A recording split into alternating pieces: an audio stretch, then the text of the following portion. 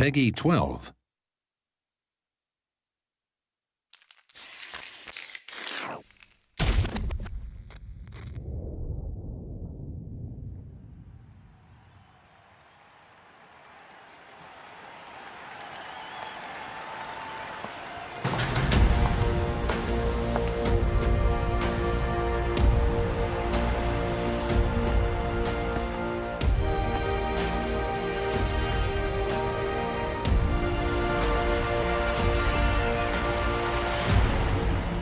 Round one. Fight.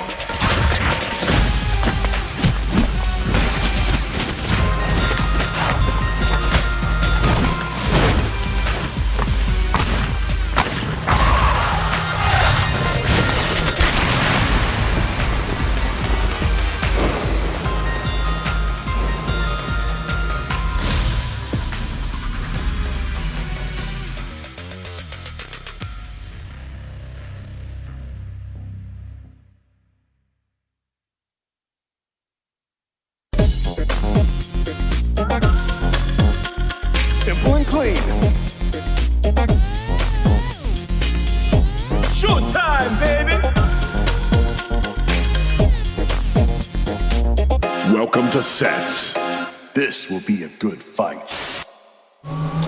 All right, everyone, and welcome back to another week of Sets here on Capcom Fighters. You know the drill. We're here every week, and we put on a lovely exhibition for you guys here. As myself, the host, Jammers, and today we are having a special. We've got this thing. It's somebody's birthday. I think it was this week, or it might have been yesterday. I can't remember, because when you turn on the game, it does tell you when each Street Fighter character, their birthday is around. But yes, like I said, I'll be your host again tonight, Jammers. And alongside me, I don't know if we can transition into our guest. Can we show our special guest or not yet? No, I can't transition into our special guest yet. But like I said, today is a special. We have announced it as well. We are going to look specifically at a team that is featured in Street Fighter League. You might know them for their Premier League status when it comes to football or soccer, wherever you are watching from as well. We had a great weekend of Street Fighter action with CPT Japan as well as the UK World Warrior Regional Final. We'll talk about those at some point in the show. But yes, of course, we want to continue that momentum and continue to deliver high-level action. All right, so now I can introduce my lovely co-hosts. They are here today. It is not Veggie and Ovaha the usual, but they will be back with us next week. This time round, we've decided to call on notable names, household names in our scene. And of course, if we can transition over to those guys so we can see them, that would be absolutely wonderful. I actually was having a laugh on them right now. He should be with us, but can we get them on board? Are they not here? Ah, there we go. Perfect. There they are indeed. He just came in the nick of time. He's there. But we got Logan Summer joining us, as well as the Cola Saints. Oh, Saint Cola. Logan, talk to me. How are you feeling tonight? I'm good, man. How you doing? Oh, Had a great weekend. Yeah. Fantastic action at the World Warriors Finals. So very proud of us sending Ending Walker out there to represent us at Capcom Cup-X. And yeah, just generally looking forward to this big year. End of season, new season ahead, still waiting on 2 characters, like loads going on with it. Japan, online premiere, so much happening still. Yeah, crazy, isn't it? But Cola, talk to me. It's been a little while since we last spoke. How you been feeling? Fantastic. Just disrupting my sleep schedule as I'm getting ready for Street Fighter League Japan. The grand finals will be at the end of this week, and also I was watching, obviously, Japan CPT, which was absolute fire. 2 Lukes at that top spot. We got to say Luke propaganda. What's going on there, huh? I mean, if that doesn't strengthen the argument of who's better, who's got better representation. I mean, we could talk about that at some point with the guys that are going to be with us here tonight, but it'll be very interesting. But speaking of, can we put on the fight card so the people do know what we are doing tonight? It's not a regular exhibition. It is a special tonight. We are going to be doing a single elimination tournament with Team Wolves. They had a fantastic result last week with a 40-0, and that was a much-needed win. Hopefully they can continue that momentum for the rest of the regular season. And we've got all 4 players in the waiting room with us to join us, have a chat, watch them play some games, and hear their thoughts on Street Fighter.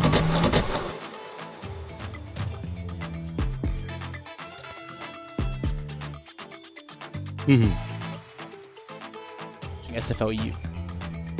I like the variance in terms of, the characters that are presented. You do have a few Lukes out there, but it's not Luke central. The different ideas that y'all have in terms of EU compared to US and Japan, and how people are seeing the game. It's good to get that insight from different areas and different ponds. Personally, I like watching this previous episode, for Poor Phil's getting his fat win right there. And then also at the very end, Shaxx coming through against Phenom, further making him angry at Luke. I'm going to keep bringing that up because it's funny. But overall, it's been good watching the action overseas, and comparing it to Japan and the US. All right, no, that's actually because you do SFL Japan, and then you get to watch the other two. It's Friday. The timing we put it on is Friday 2 p.m. I think is that a good time to watch it? Or you just catch the archive? I mean, it's midday, so I'm watching damn near everything anyway. So, 2 p.m. is fine for most of us. We're either at work, sitting on our phones in the bathroom watching it, or at home like we were watching it. So, I think that's a good time. No, fair. And then Logan, I don't know how much of SFL in general you've been able to catch up with Japan and the US actually. So, you've been able to catch up with much of that? Yeah, a little bit, man. I think we're more so the US. I think. The teams are performing that we'd expect to see. We need to have some kind of that NASA Esports team. Yeah, looks like like a Galacticos team. Like there needs to be some financial fair play. Financial fair play. Sorry. You know what I mean? Like I get it. It's like a super team. I'm not sure how fair it is to have that team put together. It's ridiculous. So I'm really looking forward to seeing. But I guess as a viewing experience, it makes them a target as well. Okay. Yeah. Because they're such heavy favorites right now. They have to be such heavy favorites. So. I guess that's going to make the playoff picture a lot more exciting because it's very rare that the favorites actually, going into the Super Bowl, the NBA Finals, are the ones that close it out. So I guess that puts a big target on them. No, do you know what? That's a very good angle of looking at it because that creates a narrative in and of itself. I don't know if they've done it inadvertently, but they kind of do it. Of course, and that's the thing that us three in terms of me, you, and F-Word really lent into on Street Fighter League Europe. It's all about the narrative. You can get great Street Fighter play from all of these characters multiple times a week from so many different tournaments. Obviously, Street Fighter League NA is a little bit different because it's more like a rest of the world. So you've got worldwide competition. But for us in Europe, the players that you have in Street Fighter League, they're the ones you'd expect to see in Saltmine League or in Bracket Reset or in any of these other events that we're going to have happening that are happening online.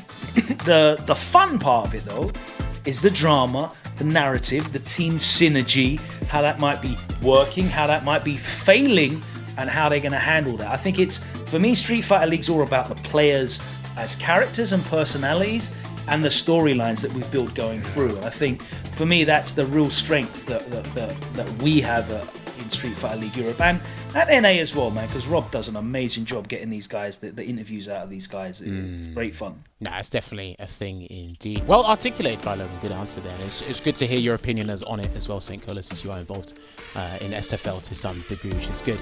Speaking of which, we do have Team Wolves in the green room. I want to get these guys unmuted because I want to start talking to these guys so we can have a general discussion with the guys, hear their thoughts on the game, about the Street Fighter 6 in general. Just have a nice little chat with them because I haven't seen one or two of them in a little while. But it'd be great to hear what these guys think about SF6. So let me find out. Have I got the gentleman here in the chat? Team Wolves, can you guys hear me loud and clear? What's up, man? Yeah, what's up, yo? Hey, they're all here. So, all right, yes, gentlemen, thank you very much for taking time out of your day tonight to join us for the show. This is the Team Wolves special. We've got all 4 members. Would you believe it? No 2 guests. We've got 4 guests here alongside our guest commentators, Logan and St. Cola. So, yes, gentlemen, this is where we're just going to have a general Q&A, general chat about Street Fighter 6 in general. And I think my first question I want to ask each of you, I want to get Poppy's opinion on this first, is, Poppy, tell me your favorite thing. If you can pick out one thing, what's your favorite thing about Street Fighter 6 when you're playing it? Believe it or not, I think the neutral is very interesting. Like, I know like people are gonna be like, oh, but there are some buttons that are like disjointed. Yes, there are, but like there are like you have, in my opinion, like a lot of time to react. Like if you like to play neutral, and there's like a lot of mind games going through that, because once the players know that you can react and do that in high level, Okay. you can do like small feints. And obviously the drive rush is really strong. But I still believe that you can kind of like mitigate that. Not always, but I really do like the neutral in this game. It's a lot of fun, like going back and forward. Really satisfaction, like when you see somebody whiffs and you can whiff punish it. It's really good. So that's what I like the most. Okay. Let me ask you this quick question before I get the answer from the other three. Do you think Street Fighter 6 is too fast? Or do you think the pace still to be set because the meta keeps changing every day? Yeah, I do think. To be honest, like I went in with the mindset that it's season 1. Okay. And for it to be like season 1, I think the game is fantastic. Like if you think about it, the online is great. I can play with players from the US, practice in that way. But yes, I do believe like it can go really fast. You can do somebody has level 3. They pop it, you lose a lot of health. And then some characters, they touch you, instant corner, throw loops and you get wrong. But I think that's the nature of the game right now. But other than that, I think it's fine. Okay. No, interesting. Love those answers. Shibs, talk to me. I know you're dying to tell me your answer. What's your favorite thing about Street Fighter 6? I think for me the best thing about this game is how much nicer whiff punishing feels, which has to do with the neutral and how normals work. Okay. So that's probably been my favorite part about playing this so far. I like the fact that you can't, for the most part, just throw out normals and not care without there being some sort of consequence. Okay. Let me ask you this impromptu question then, because obviously you're talking about whiff punishing and the consequence of normals. Because that links into punish counter, the mechanic of punish counter. Do you think that should be a mechanic going forward for fighting games in general? Just like anytime you're in a recovery state, you should be left in a counter hit state. Do you think that should be a thing or just exclusive to Street Fighter? To be honest with you, I don't play many fighting games, so I don't know how it works for the rest of them. But I like it for this game a lot. I actually really do like getting the extra punish counter frames and getting proper punishes off a lot of the things you can punish in this game. Interesting. No, I like that answer. That's really good. Phils, the 4 Phillions, talk to me. What's your favorite thing about Street Fighter 6? My favorite thing about Street Fighter 6 would actually be the lobby system, because I like being able to have multiple people join the lobby and they can all play sets simultaneously without having to spectate before they get to play. And online training mode is good as well. Okay, now, let me ask you that then. Do you know many people that use online training modes? I don't know many people that use it. It's there, and I think it's a really cool feature, but do you know many people? It's good to have. It's usually when you're unsure about something and you need to check it, but you can't replicate the situation yourself, you'd have someone do it. But I don't think it's something people use as much as they should? As much as they should, yeah. But people definitely use it, just not as much as they most likely should. All right, no, I love that answer. Shax, talk to me. What's your favorite thing about Street Fighter 6 when you're playing? I'd say my favorite thing about this game is watching how people manage their meter in this game, because it's such a big factor. Like, you can't mindlessly just spend your meter from round 1 and go into burnout. So it's interesting to see how people are, managing their meter, how they're using drive rush and all of that, drive impact, and you can't. It's very different to the previous Street Fighters. You have to really be careful about what you're spending your resources on. So that's interesting. That's what I find interesting about this game. Okay, and then just a follow-on question to that. Is there anything, when you're playing the game, is there anything you would change about the meter management aspects of the drive gauge right now, or do you think it's fine as it is? Yes, I do think that the raw drive rush in neutral should probably be a bit more expensive. Maybe 2 bars to spend for that instead of 1. And what else would I change? Maybe low forward into drive rush. On block, you should lose your turn for that. I don't think you should be in range for another guess situation there, because it's very easy to put someone in a guessing situation from a low forward into drive rush. That's how you can really get things started and win from that. That's interesting. You should lose your turn from that. Cole, do you agree with that? I don't know if you should lose your turn, but it's hard to ask for changes in certain ways, because Jibbo put it best. If you pull one thing, the whole thing It's a Jenga crumbles. piece. Yeah, like that's why I feel the game is built like. But you know what? Like maybe it depends on how the game, I guess, develops in the second season. All right, I have some questions. Talk to Am I me. allowed to Fire away. ask? Fire away. All right, cats. I want to know.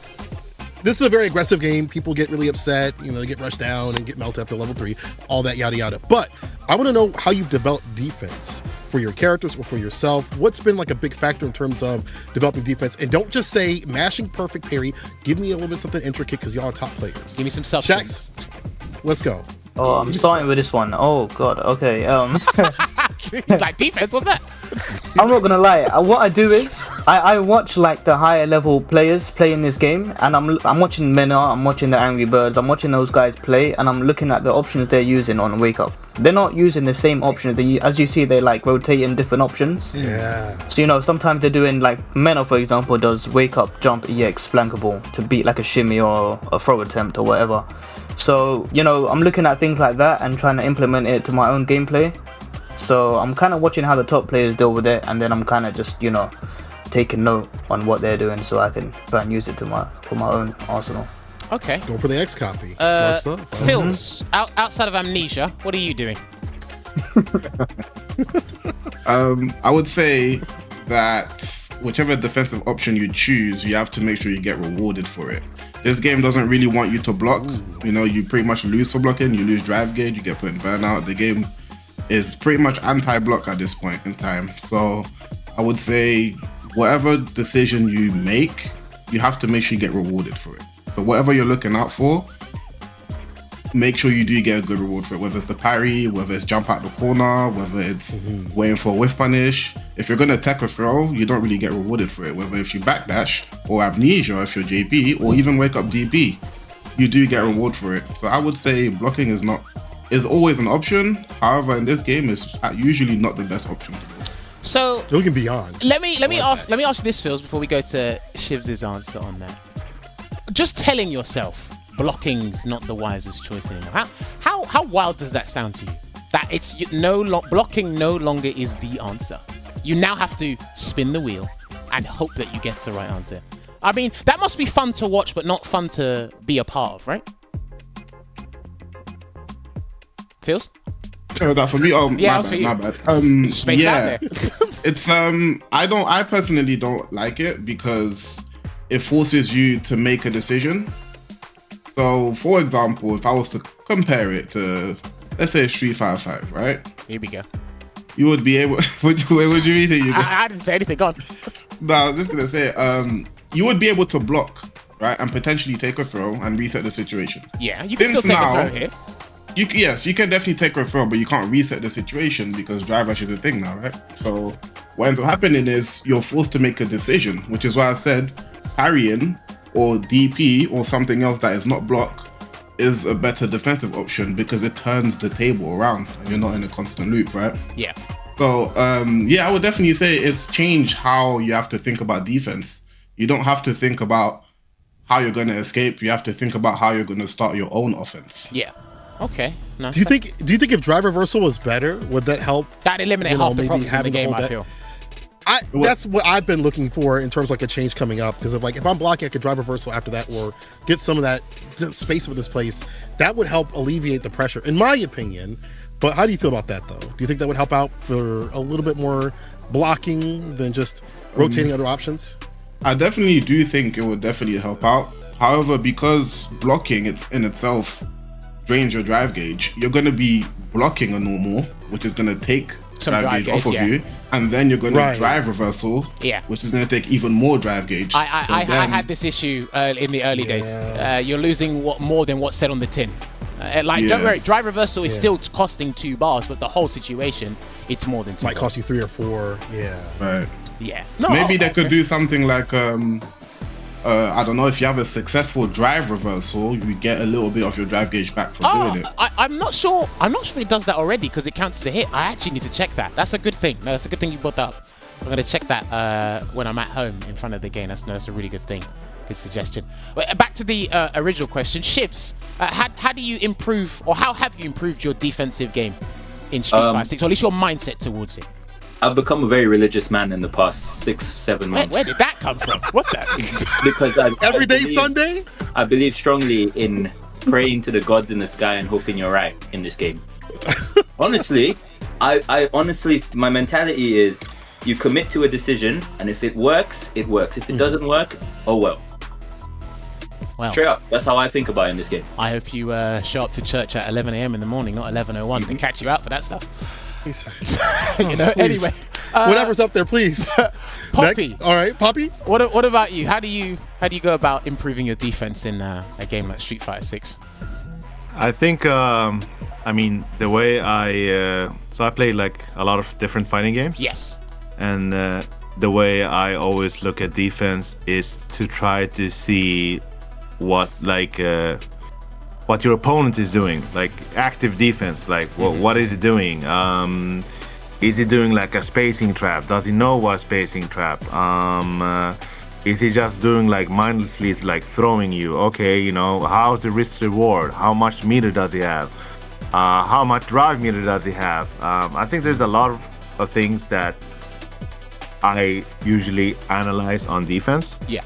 So and I try to choose what I think is the best from that season. So let's say like if he has 1 bar and it's the first round, for example, and he has like 3 bars, and he can continue the combo, do like a drive combo, right, to make it further. But if that makes him burned out, then I know, oh, okay, you know, maybe I can do a DP here, because then he can only get like a combo to super, which is like kind of fine. I see what you mean. So kind of like your defensive choice dictates their next sequence, but kind of Exactly. Okay, right. That's actually, that's interesting. So I'm usually like always thinking like, well, where am I? Am I in the corner? Am I mid screen? If I get hit, what does it get? You know, and is that patient player? Is that impatient player? There's so many things going on in my head. I always been like this. So okay. Well, yeah, you've been like this for as long as I've known you. So no, that makes total sense. I like that you articulate in that way as well. That's actually a really good answer. I think more people should try and. It's hard to adopt that mentality, because I have said on commentary, it's like as opposed to SF5, when you let's say for example you blocked a reversal, you'd land double the damage of what the reversal would have inflicted. In this game, because of how it works, you land triple the damage. So it's very hard to think about that, because then it goes case by case basis. If you do that against Moriza, it's like, oh, okay, well, regardless of their skill level, they're going to get 50% by default. Everybody knows the big money. Just by drooling on the controller. Exactly. Right. Maybe when you go up against a Cammy player, it might differentiate as opposed to a Jamie player, so on and so forth. But I do like that you're trying to dictate the pace of the match in terms of longevity, not just that specific situation itself. So that's a really good answer. All right, I've got time for, I think, one more question for all you. This is the fun one before we go to break and get these guys in, because we are doing a single elimination tournament with these guys. We'll get these guys set up as soon as possible. But I love asking this because somebody might surprise me, but you all might be in unison because you are a team. We'll start with Poppy first. Poppy, your top 5 characters in Street Fighter 6 at the moment. Surprise me. You're putting me on the spot? I'm going to put you on the spot. I mean, for me, it's like the top 3 is JP, Luke, and Ken. It hasn't changed. I mean, I can talk about this, why it's like that. I just think like what all the 3 characters do, like they're just good all around. Like there isn't like a lot of things to think about it. They do great damage, you know, great corner carry. They tick the boxes. Yeah. Yeah, great normals, etc. And then I think my top, like after that, it kind of like flipped a coin a bit. I know Valmas is probably gonna kill me for this, but I think like it kind of depends. Like so I switched to Chun, right? So so I think when I started playing this game and I played Chun, I was like, okay, this character is like ridiculous. Like when I touched her, and then since I had like this love for Cammy, like okay, I'm gonna run Cammy. But I think what I saw with Chun compared to Cammy is that Chun can kind of she has number one, she has a fireball on the screen.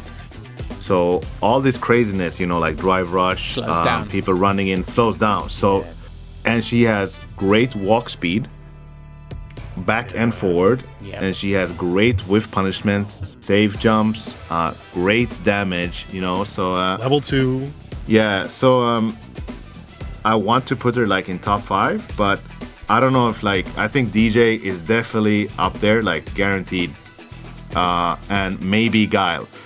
So I think like if you have a good day with Chun, I think she's top 5, but because you have all the tools and she kind of forces you to play, her game. You put a fireball on screen, you dictate, you play it slow. Oh, now I want to play it fast. But I don't know why Guile does so much damage in this game. It's with the screen control too. Yeah, and it's like I can't like. So I think it's DJ and Guile, but I'm going a bit maybe Chun. Okay. Like maybe Chun will dethrone Guile, but for now it's DJ and Guile. Interesting. Can I ask you, Poppy? It looks like your top 5's based on like just how powerful characters are, and there's no like discussion about maybe their shortcomings that keep them from being like JP. Everyone looks at JP because he's just got like ridiculous potential in every scenario. Luke has a complete toolbox. He can do literally everything. He can rush you down. He can corner carry you. He can back off as well. He can make the comeback. Obviously, yes, exactly. He's got ludicrous damage and ludicrous corner carry, ludicrous looping, Oki, all kinds of stuff. Ken can literally win from anywhere on the screen at any time. But like, Easy win condition. I don't hear people talking about the limitations, and I would be very interested to hear your opinions on what Chun is missing, other than a throw loop. Don't say that. But what is it that you think Chun doesn't have that makes her a clear top tier in this game? I think what Chun, other than the throw loop, I think what Chun doesn't have is let's say like this. If you play her like perfectly, right? I mean, like you're in the zone and you play her perfectly. This is what I mean. Like this is why I think she's top 5. Like if you play like her, there's like no mistakes, no flaws. Yeah, there's no like they jump, okay, they lose 50%. Or you get standing hard kick. But like some jumpings in this game, and how anti works in this game, sometimes I feel like, okay, I'm doing the right thing, but somehow like a jumping or something, or they like cross cut is weird, and you lose 50%. So I think that's the only thing it's kind of like the pilot, to be honest. It's like the pilot. So kind of like what PR Barrow used to say about Fei Long in SF4. Yeah. He said Fei Long's just amazing, but he loses because of human error.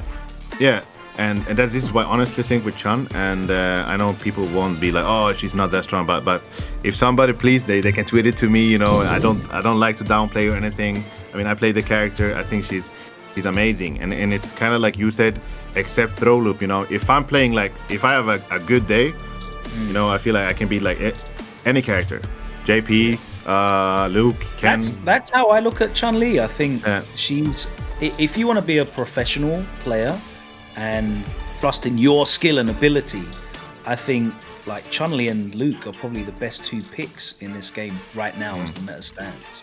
Like if you really want to put the faith in you to outplay your opponent, which I think you have to do, like if you want to be consistently winning, right?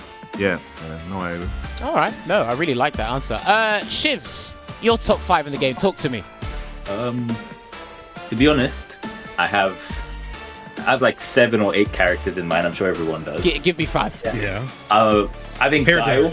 Guile needs to be talked about way more. I'm with you. I was even thinking about what Logan saying just now, where I'm trying to think about Guile's limitations, and I'm still not seeing it. I don't understand. Every time I see Guile versus JP these days, Guile's winning. Oh no, don't worry. That conversation has been brought up numerous amounts of times on the camera and off the camera. But there is a bit of risk with what Guile does. Hold that, Yeah, dude. because I think you can't really drive rush at Guile because of the way Sonic Boom works. You don't really want to sit there parrying Boom because he starts building like CA and stuff.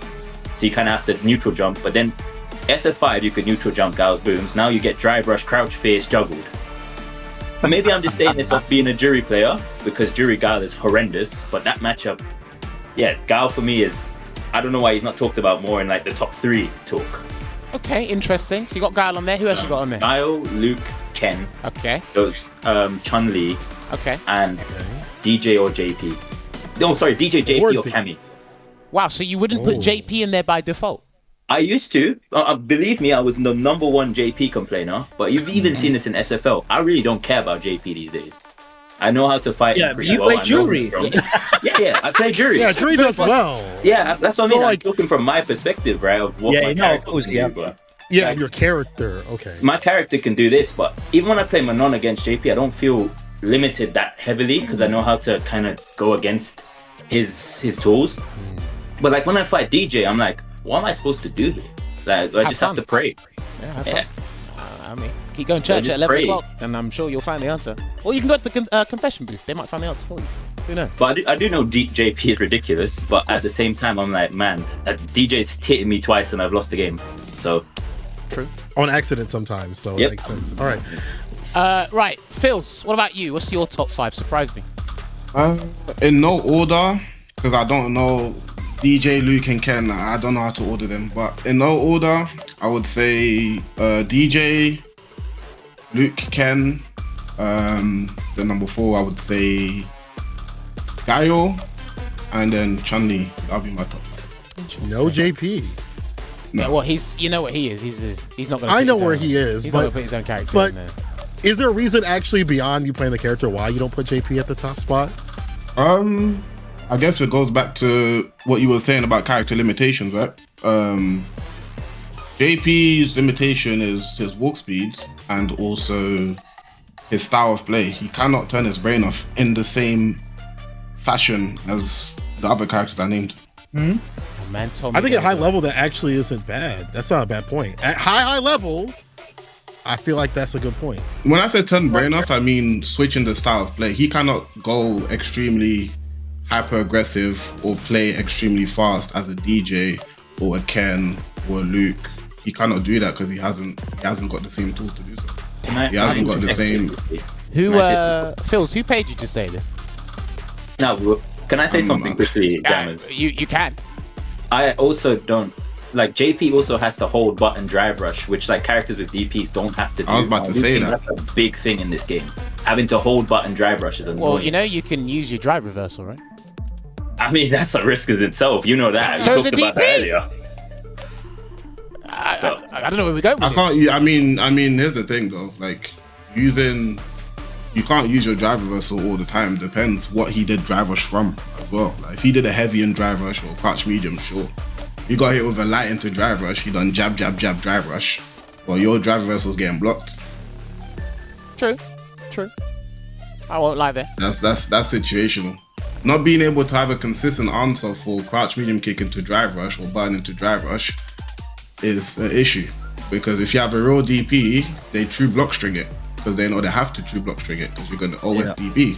If you have amnesia, for example, as great as amnesia is, they don't have to just true block string all the time. They can actually go for multiple different options because they know they have the leeway to do so now.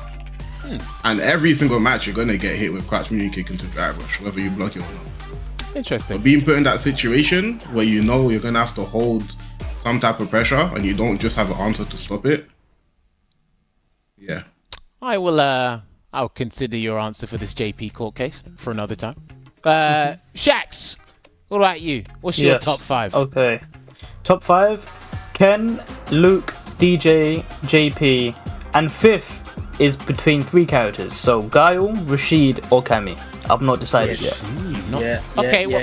Why have you put Rashid up there? I think Rashid is like super slept on. Like I'm watching Gachikun play, right, and the way he displays his character, it looks like he has unlimited tools, like anywhere on the screen. Like his fireball is really good. You can just like follow behind it without spending bar as well. Because you got to run. Yeah, and his level 2, like it just forces so many situations from that. Like you rarely see Rashid's using level 3 because the level 2 is so good. And I think he has probably top 2 burnout offense as well. Like the way he can just chip away at your health constantly with no risk. Yeah, I think Rashid is definitely super slept on right now, and he could be potentially top 5 for me. Interesting. I mean, give it a little bit of time. I think more people will see Rashid in that light. Again, and we'll have to see more characters be introduced to the game as well, and depending on what they do. But no, I definitely agree with a lot of those reasons that you've given us there. But no, that was pretty interesting for those top 5 answers there, and the backup statements that you've all given. I like those answers. But what we are going to do right now, ladies and gentlemen, is we are going to take a short break. When we come back, we're going to kick things off with this single elimination tournament. All 4 players of Team Wolves and SFL EU will be in action. So grab yourself a drink, grab yourself a snack. We'll be back with some GGs. We'll see you in a bit. Ooh!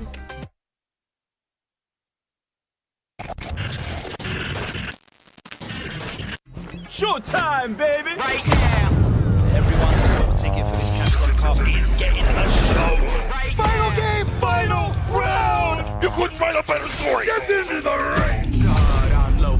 God, my soul. All of my thoughts be dark like coal. Up to the party, y'all don't want smoke. Energize the body, raise up the army. Right now. I'll take on all of you! Right now. Finish goals, I win it all. Right now. Secret on! Finish goals, I win it all. Show me your strength. Feet on the ground, look around. This corner pressure is where ending Walker thrives. No more games. Time to get Time serious! is now. RD taking it down convincingly against the biggest threat thus far. World at my command. Right now. You want the base? You get the base! Right now. I'm here, sit down, show me the replay! Sit down and shut up! Wait a minute. Turn it up. I'm on fire, it's like creative physics. It's like I was born on the yellow. Close my eyes, all I see is digits. This how I feel when you get to the commas. That felt good, didn't it? You know, emoji go in the distance! Time for the finale! Right now. I've seen a lot of fights in my day, but nothing even comes close to this. Wrap this up! Right now. Au revoir. Meaningless effort!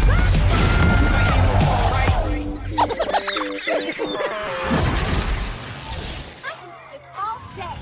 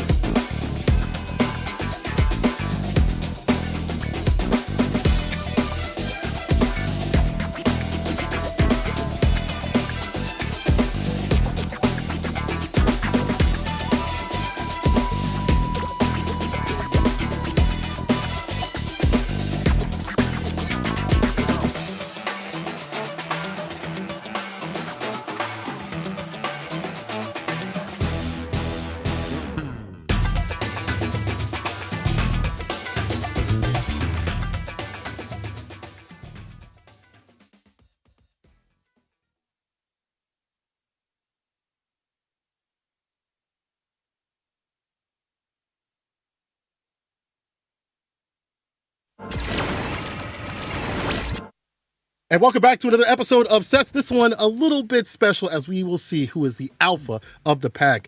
It's your boy St. Cole on the mic, joined with Logan and Jamie Jammers in the back. My guy Logan, how are you feeling about what we're about to see?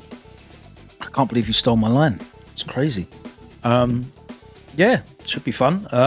Obviously, I'm used to seeing these guys play together and try and combine, but now only one can remain as they are in mortal combat with each other. One will be left at the top of the pile of skinned wolves, who will be the leader of the pack, as you said.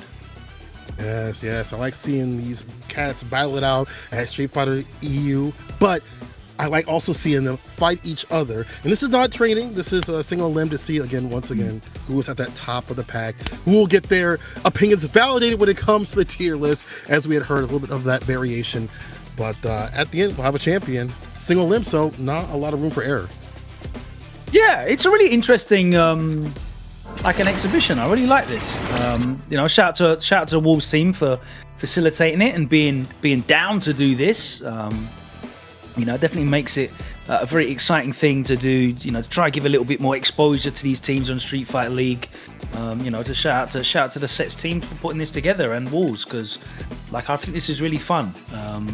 It's one of the few competitive endeavors where it's a team-based game in Street Fighter League, but you can very easily do an exhibition like this where they all play against each other. I really enjoy that. So I'm looking forward to this one. Obviously, this is the first time this has happened, I believe, anywhere where we've had this kind of team showdown. So maybe this can become a semi-regular thing here on Sets. That would be pretty cool to see. But yeah, big up to Wolves for kicking this off, because as a team, we'll talk about this at the end, but Wolves as a team, you're definitely not going to know much about this, Cola, but Wolves as an organisation, everyone in the UK knows Wolverhampton Wanderers as a Premier League football team, and they do a lot of cool stuff just as an organisation, spreading out into the community, into different avenues, into different creative fields, not just esports. A lot of sports organisations have esports arms, but they do a lot of cool stuff. So it's no surprise to me that Wolves are kicking off this and doing this, and they're first up for such a cool different idea. So yeah, I'm really happy that it's happening, and very happy to have you here with us as well. Always such a exponent and a champion of what's going on in Europe. Obviously very, very active with a lot of the online commentary when you can be, and that's always a pleasure to have someone with us who has an actual hands-on knowledge of these players as well. Yeah, I've definitely been watching them for years upon years. The Salt Mine, shouts to Ritas and Co. And many of the tournaments that have been hosted have always been peeping if I can't commentate. And this is a region which has always been, pretty dear to me because the players are so open. They've been giving me tips and things like that. A lot of matchup knowledge. I can talk to them about damn near anything. They are the homies too as well.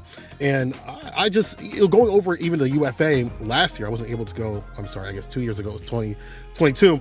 But being able to meet them in person, they were such cool cats. So shouts to EU crew. But also, again, shouts to Wolves for doing this. I like them being an example because we don't really get that in the US, where the sports teams are reaching out to esports and trying to put their hands onto that too as well, and promote these players. And there's no excuse. To a bigger area.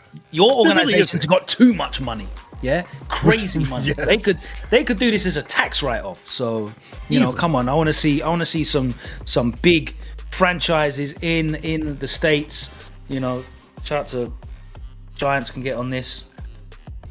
Sure, there's some people who can help facilitate that. But yeah, hopefully it's something that we see, because you think about it now, a lot of these sports organizations are trying to bring in a new generation of fans, and viewers, realistically. And what better way to do that than kind of merge it culturally with a lot of the other things that this potential fan base are interested in. And you're seeing that with gaming, you're seeing that with music, and we'll talk about that a little bit later as well. Just engaging with the culture and what's happening in the area. And I think something like this is pretty damn awesome to see. And yeah, I'm very surprised that it's not prevalent in America. Not really. And again, that's why UK doing it big out here. Even seeing some of the other teams kind of promote their teams and have different like qualifications in terms of being a part of their team, like Guild Esports and such. All of this furthers I don't know about putting us people outside. in saunas. I'm not sure about that. Okay, I like that variant. Do something different. Do something different by all means, but I don't know about making guys play in a sweat box for a truly competitive endeavor. I'm not going to put that one over. Sorry to anyone I'm upset about that, but like I take this competitive thing very seriously, like the sanctity of competition. You know, I'm all about that. You know, I wanna hold these guys up as the skilled professionals that they are, and I think, you know, putting them on a platform that really underlines the hard work and the effort they put into this, you know, the training, the research, and, you know, given the limited resources that we have in the FGC, the level of competition and ability that's on display is very, very impressive. And I think more organizations getting into this and facilitating even the kind of things you already see in esports, bigger esports like, you know, League, Dota, CS. They have, like, you know, coaches, training camps, they run in scrims, they're living in the same, you know, they're studying tapes, they've got coaches that are going through tapes, putting together, you know, playbooks and stuff, and putting notes together on opponents. And I want to see all of that, man. I'm about excellence. We're all about excellence. Like, we love watching great players play this game, and it's always been about the greats, and I want to see more of them. It can initiate that just by, you know, providing that support, as you mentioned. And, you know, as we've seen, they have the personalities. Obviously, they're well known up in the scene. You give them that platform, they're going to be able to play. And now we're at that play right now. Luke versus JP. Let's see who's gonna get that victory. Top of the pile, bro. We talk about leaders of the pack. These guys are leading the pack when it comes to this tier list discussion. Let me tell you that. Oh, 100%. Yeah, welcome back, Jammers. Yeah, I was loading up the lobby. I forgot about the user codes and the what's it? I made the lobby for 3 people and I wanted to get 4 in. My maths is terrible today. Oi! That jumping was rude. Nah, that jumping was cold. That was crazy. On the overhead, too far out. Yeah, both these characters, I think actually Luke does a very good job of fighting this character mid-range. You've got advancing normals, you've got great fireballs, and you've got great damage when it happens. First kill to Shags. The thing is, for me, I think about one of the things I really like about this matchup. I mainly see it through Mirkin going up against Juicy Joe and Lord Venom in the Scandinavian region, Eastern Europe. It's when Luke jumps at JP. It's like, well, there you go. There you go. Legit. I don't know. Half the time I see Luke jump at people, they're really not ready, and JP seems to be the character that suffers the most. So that Crouch Fierce has got a crazy hitbox, hurtbox on it as well, and the fact that Luke Jump Fierce can still beat that somehow, it's ridiculous, man. You know, we talk about Luke's dive kick that he has, that Jump Fierce, man, over and over and over again. We've seen it a few times in Street Fighter League EU already. Cross-ups too. Yeah, true. Yeah, I think one of the interesting things as well about this matchup is, like, most of JP's bad matchups come from characters that are hyper mobile. Luke doesn't really have, like, a super dangerous drive rush. He doesn't really have tremendous mobility, but what he does have is he hits you like a train when he does connect. Yeah. That is 100% medium punch, medium punch. Yeah. He's in again, Shax. Nice and close and personal, but the reversal crouching medium punch have been coming through from 4 pills, have been putting him long range into the super level 3. Close to victory, actually. Close to victory. You can still set up a departure after this though and make it easy. There you go. Fine. Yeah. He thought a jump attack was coming down for one more mix-up even then, and Shax, because he is locked into making the decision of parrying, he was going to lose his drive gauge. He could have actually put himself in burnout and then won from that 4 fields, but he got that game there. Remember, his first of 4. Sungil Lim.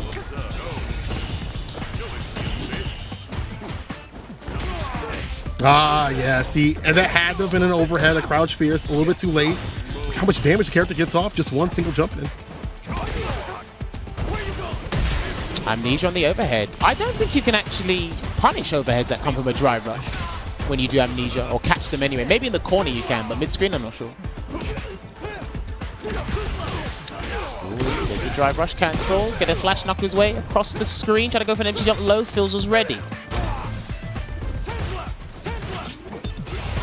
Shibs backing off. OD actually gets the hit and sets up the departure. That's one of the best things about this character's toolkit is departure. How it locks you down on damn near any knockdown. Oh, he's dead. Ooh, the Yeah, he's dead. ready. Level 1. Boy. It's interesting. It's really interesting hearing Phil's trying to state his case about JP when I see all of this. But again, that's just the benefits I see. Him converting from anywhere on screen and getting a decent amount of I don't damage really from care about JP's walk screen. He doesn't need to be near you. Yeah. Anyway, like, it's irrelevant. Like for a game where, like, again, you've got a defensive option that it does a backdash, it's built-in backdash into the animation, and you get rewarded from that backdash correctly.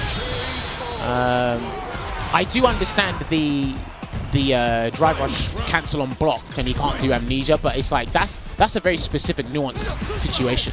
That's very, very specific. And even Saw then, KB die to that. yeah, even then, you try and parry in those scenarios, and if it was a true block string, you'd then create the guess afterwards. I mean, you can't argue that it's not a weakness not to have a reversal option. Oh, of course. And it definitely is a weakness.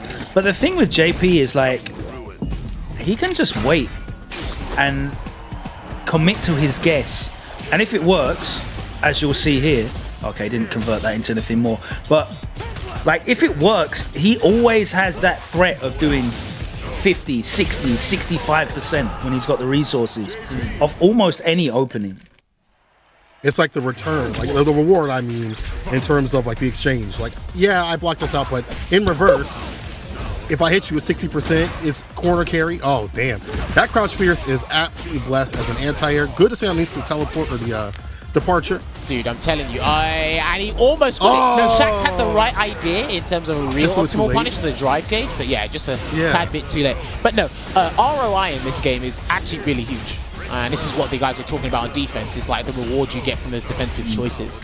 And a lot of them, most of the time, are pretty big, but that's just how the game functions or the system functions. Yeah, I mean, that was one of the most fun things about watching the World Warrior Finals yesterday, was watching people making hard reads that make no sense on paper if you go by the numbers. Yeah. But, like, they were committing to those reads, and if they worked, all right, we're making sure we're getting the most out of it. There you go. Spends the bar, and he's just going to set up a departure full screen as well to get Shax to back away. Sometimes when I watch Phil's play, I don't agree with him teleporting in, where after he set up a departure, when he's got a healthy life lead, he doesn't really have to overcommit and give the guy a chance to play, but he can reset Shax here and win.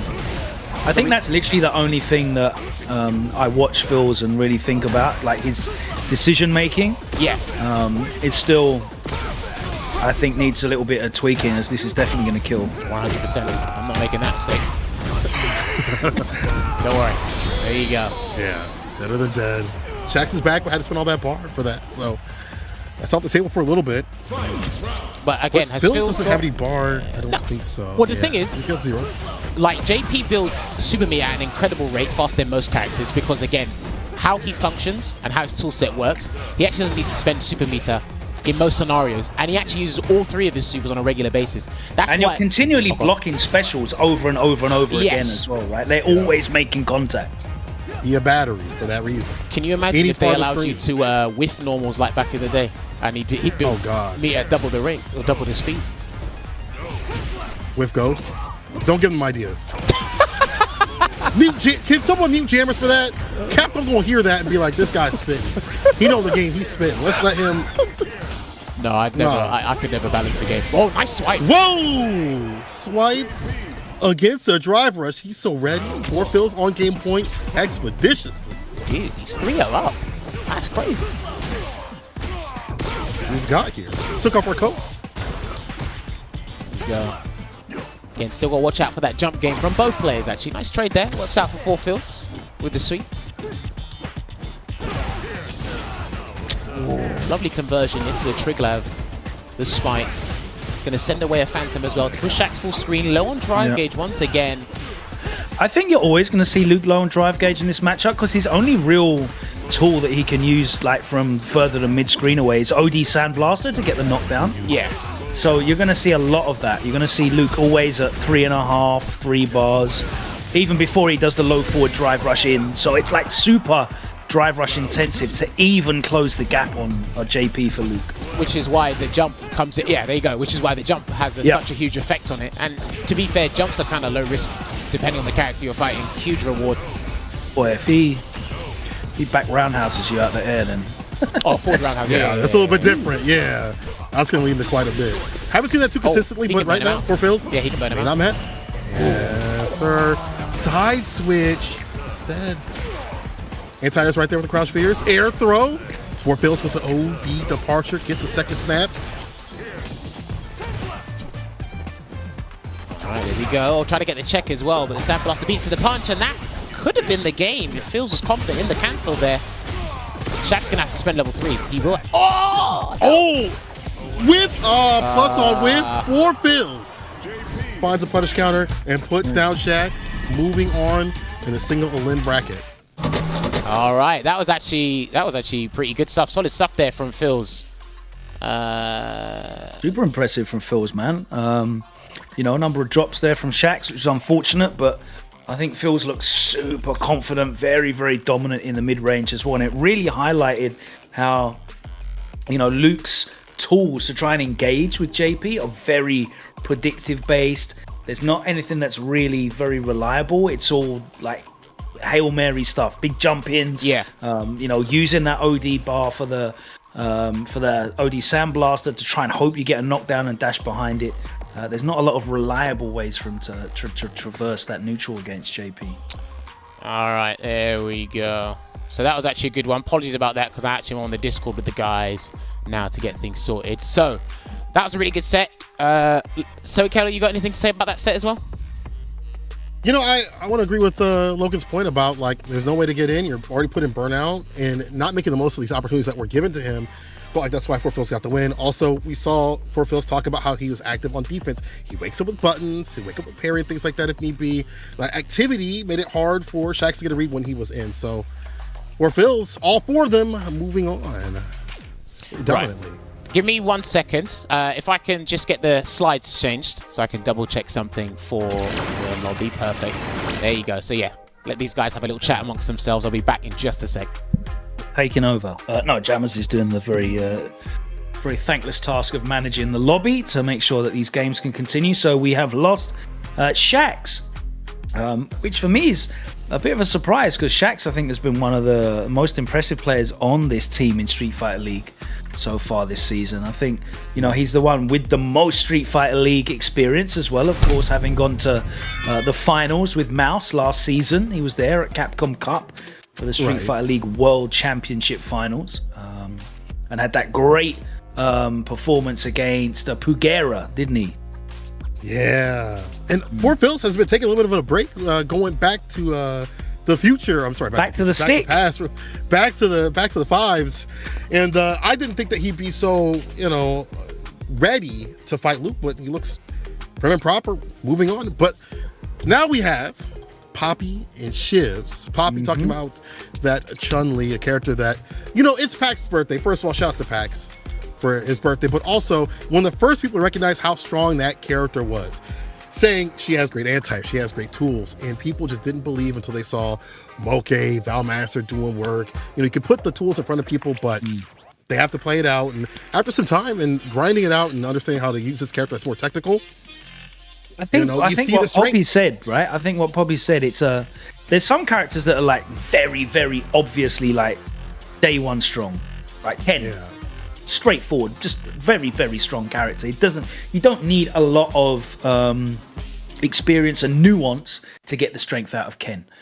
It's very obvious what he does. I think characters like Chun-Li and Rashid take a lot more time and situational awareness to kind of unlock what they can do. But this one is going to be a cool set because it's going to be up against Jury. So here we go. Shivs on the Jury train. Tried Manon for a bit. Left that now. That's in the past. Smart. Yeah. Many other people have been smart as well. But yeah, Jury, as a character, we watch that character also develop as they get better and better about meter management. That's been like one of Jack's biggest problems is meter managing and not just drive rushing forward, using the walk speed, the dashes to get in. instead of just mindlessly drive rushing in. Same with Mago and many other Jury players. Well, I do think, I've said this before, I think Jury monopolizes space really well. Drive rush does help, her fireball does help. But if it's a case of Jury players are actually burning themselves out quite rapidly, I do want to say that's a skill issue, but it's not, because I've noticed a lot of characters just commonly burn themselves out to kind of set up a good scenario for them, Cammy being one of them. So that's the problem for Cammy players too, but you know, everyone's progressed and gotten better. Shibs as well. Crouching like Kickstarter goes for the throw instead after the 2-piece. This is the problem up in the corner. You don't have like a real throw loop, but you have that swift thrust to kind of jail them in, along with damn near many of her buttons. that is true. That is very true. Gonna get the full conversion here. Not gonna spend level 3 just yet. Trying to get him to throw tech on defense there, but Poppy, he's assessed the situation. And he's not biting. He tried to punish there. That is -4, but again, a lot of stubby light attacks in this game. So that wasn't gonna work. We'll get the level 2. I think he'd be able to get the second part of the standing hard punch. There it is. Punish counter. Poppy routing it back. This character being able to build up that bar with the quickness is something that y'all actually pointed out during the France premiere. Now I've been locking onto is how she's able to build up level 2 with the quickness, continuously have that throughout these rounds, and loop in that pressure, the safe up setups, the mix-ups. But here's level 3 from the side of Shibs. Dude, spinning like, early. Chun-Li's level 2 is such a game changer. Like, it's one of the best supers in the game for sure. The mileage she gets on it, just the potential in general is really good. And you'd be surprised because people talk about Rashid not using his level 3, but obviously you do see Chun-Li's level 3 a lot more than Rashid's, but it's the character who only really needs level 1 and level 2.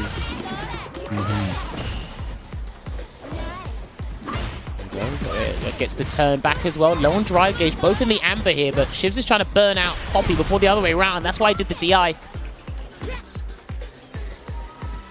Shibs with the lead. Oh, good block. Somebody asked who's better, Chun-Li or Jury. It is definitely Chun-Li. It's definitely Chun-Li. Jury not that far behind though, to be honest. I think she was like a very good early meta character. 100%. Again, like very, you know, route 1, very obvious what she does. Here's my game. It's up to you to deal with it. And then eventually people do deal with it. Chun-Li a lot less obvious. I do think Jury she's linear in her approach, but it's efficient. And I think she's very good. One of the better characters that's sticking to you like white on rice. I really do think that. About the character. But like you said, over time, people have understood what it is because it doesn't vary as much as you'd expect it to. So I've also not seen as much like development of level 2 from her as a lot of the other level 2s in the game. Okay. It seems to be just like a lot more focus on level 1 and level 3. Yeah. Especially like how good her level 3 is, like the non-critical art version, getting like very good Oki after it. So you're seeing a lot of the Jury players just sitting and waiting until level 3. But I think there's a lot still to be explored in terms of how to strategy to deploy that level 2 and what you can get out of it, I think. But it's interesting that you bring up about the supers, right? Because it's interesting about what characters don't need a specific super. So some characters don't need their level 2, like Drew, as opposed to some characters who don't really need their level 3, and you get level 2 way quicker than the level 3. So yeah, of course. I think, you know, you want to be in a position like Blanca, for example, where every single super does something useful. And JP as well, yeah.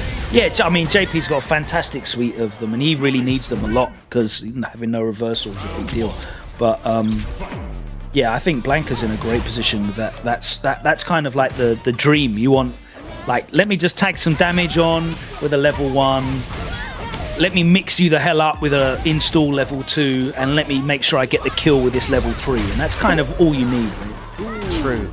Lovely DI there. Miscalculation on spacing there for Shibs, but Poppy gets the DI conversion until Shibs wakes up with a level 1, so he knew that he was in trouble, and his options were limited. Okay, nice. Too obvious. It was kind of a low-hanging fruit, so people do kind of take that. It's like you won't do it. Of course. When they do it. Countering conversion. The 2-piece coming through for the side of Shibs. Closer and closer to that game point situation. Wrinkle kicks, the follow up the drive rush right after it. Shibs taking time to stock up whenever need be to get these further extensions with this character, and I like that. Shibs is playing really disrespectfully. He's pressing buttons on plus frames. Like he's just mashing DPs through strings. Do you know what? Like, Shibs as a player over the years has significantly improved. I think the biggest element about his gameplay that's improved is when he knows when to be disrespectful. Like, he knows when to do that because he understands the situation. That's twice. Nah, he's level 2. Yeah. There we go. All right, let's see what the mix is. Set up a safe jump, basically. That's got the whole thing. Safe jump. Yeah. Pressure's on. Poppy getting chipped out closer and closer. Shibs walks back, lands a drive impact, and that's that. The pinwheel follow-up. What was interesting as well, watching FAV Cup as well as the Japan CPT, is when guys are in burnout, that's when those guys really let the drive impact loose. That they don't care about what the scenario is. You just got to deal with the drive impact. So it's like Shibs has adopted that mentality as well. Not 2 clean sweeps in our first round games. Come on, guys. Some of the men who just woke up, so I forgot who. See, the drive impact again. Oh, you should play fresh out of bed more often. Yeah, really. Take a nap right before tournament. Is that the strat? Hey, listen, Divers did that back in the day. Some people still do that today. In the middle of the tournament. What? On a bench somewhere. You're not old school if you've never had to go and wake Daigo up for his pools. Like. Oh, he almost stunned him. Literally a pixel away from the wall there. Was that DI from Shibs? I think he's got to spend level 2 here, Poppy. No, he's not going to. Is he overhead? Drive impact right back? Okay. Yeah, I've had enough of that. To be fair, I think Shibs got a bit too comfortable. He was abusing him when Poppy was in a burnout state. And he said, I'll just try and get him anyway. Because he pointed with a reset before. And resets are pretty damn powerful in this game because of how much you have to focus on and allocate your brain power to. Yeah. It's a level 3. Bad lead up in the corner. Talked about that Oki. Nice and close. Give me another drive impact. Just one more. I mean, he's low on drive gauge, so why not? Wake up drive impact would make so much sense here from Shibs, but needs to be close to do it. Ooh, he's got to do level 3. Has to, surely. There it is. So now that's So-Tin? That should burn him out just about, because you got to be very careful. That might be the game, actually. Yeah, pick your poison. I can't get better at doing that. I'm looking at burnout when the combo can actually just win the game, and vice versa. It's hard to keep up with everything. No blowouts. True. Fighting back.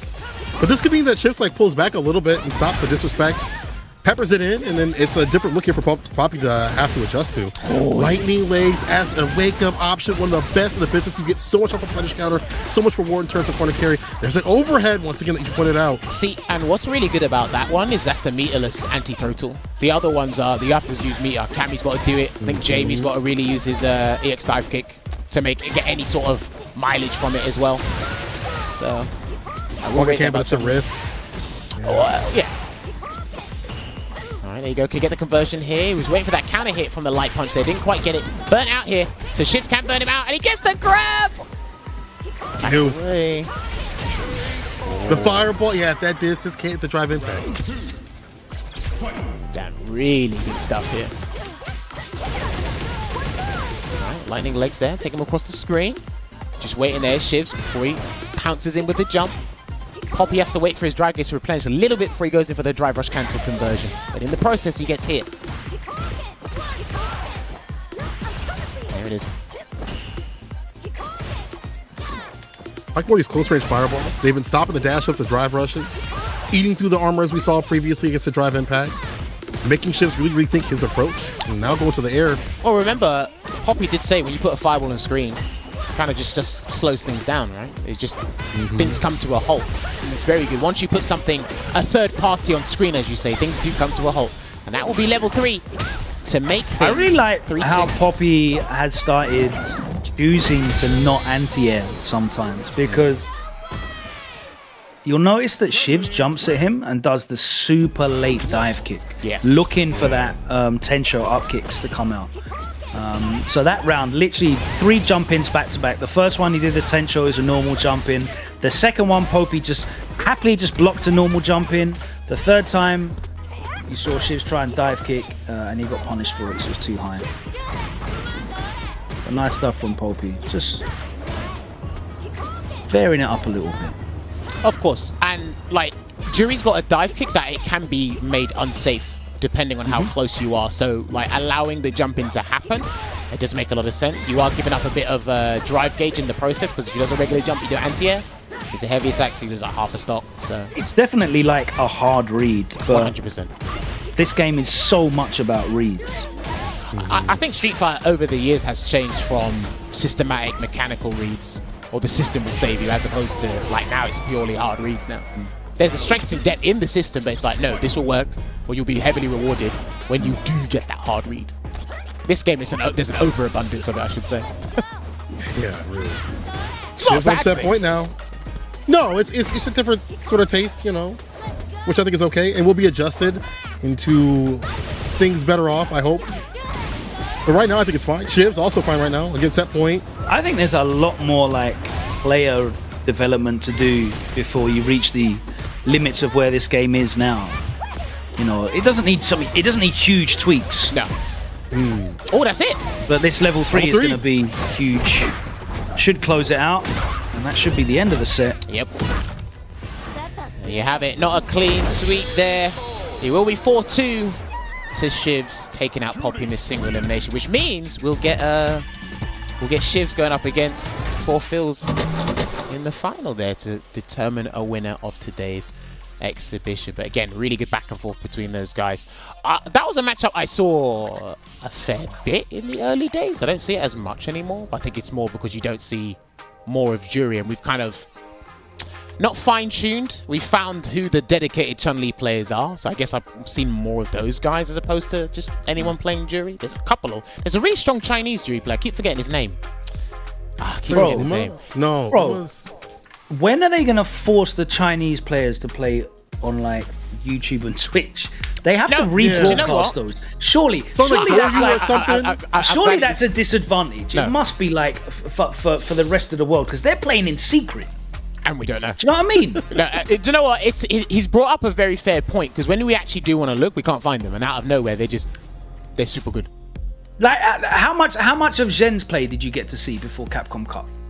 The 2 tournaments we did for the one thing. That's it.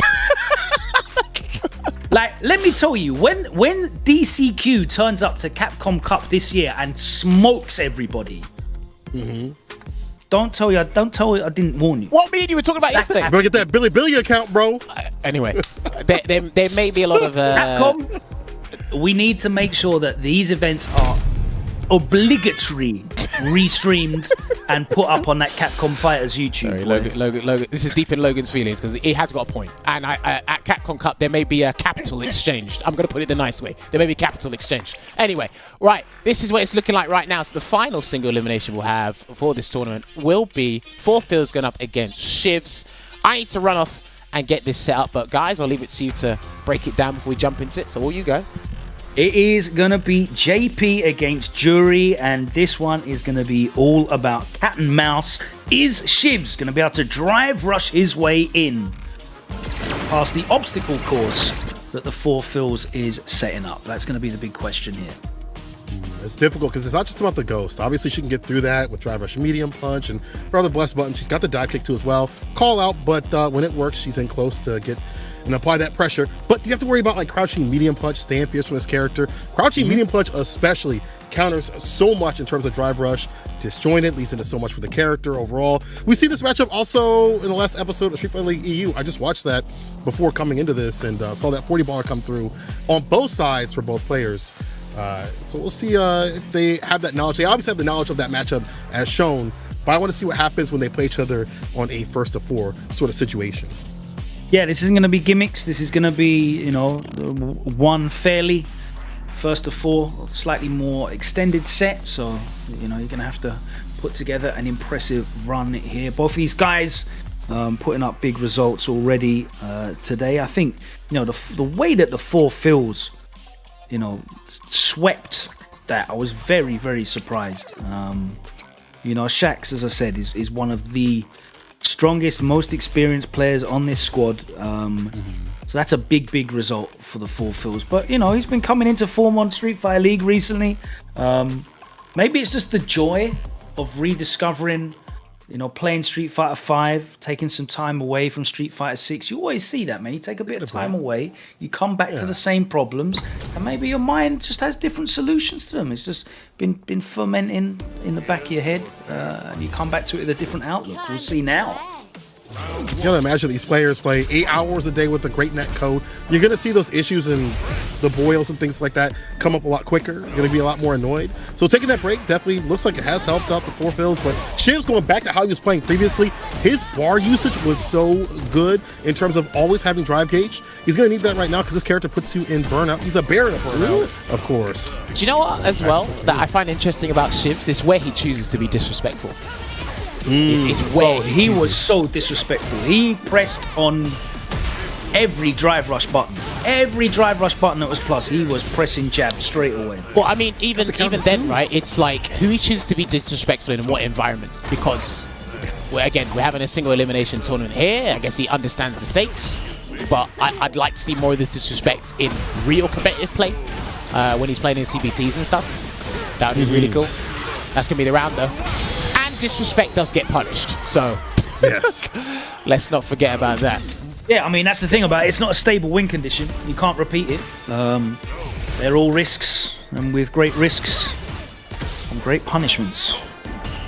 Right, trying to bust that overhead, got countered. Now for Phil's the first lead. Odie Pierce this time sets it an departure. Trevor's too far for the throw. I feel like he's missed that more often than not recently. And sometimes you do get miscalculations on your drive rush distance and the frame advantage it comes with. So there's that buffered crouch medium.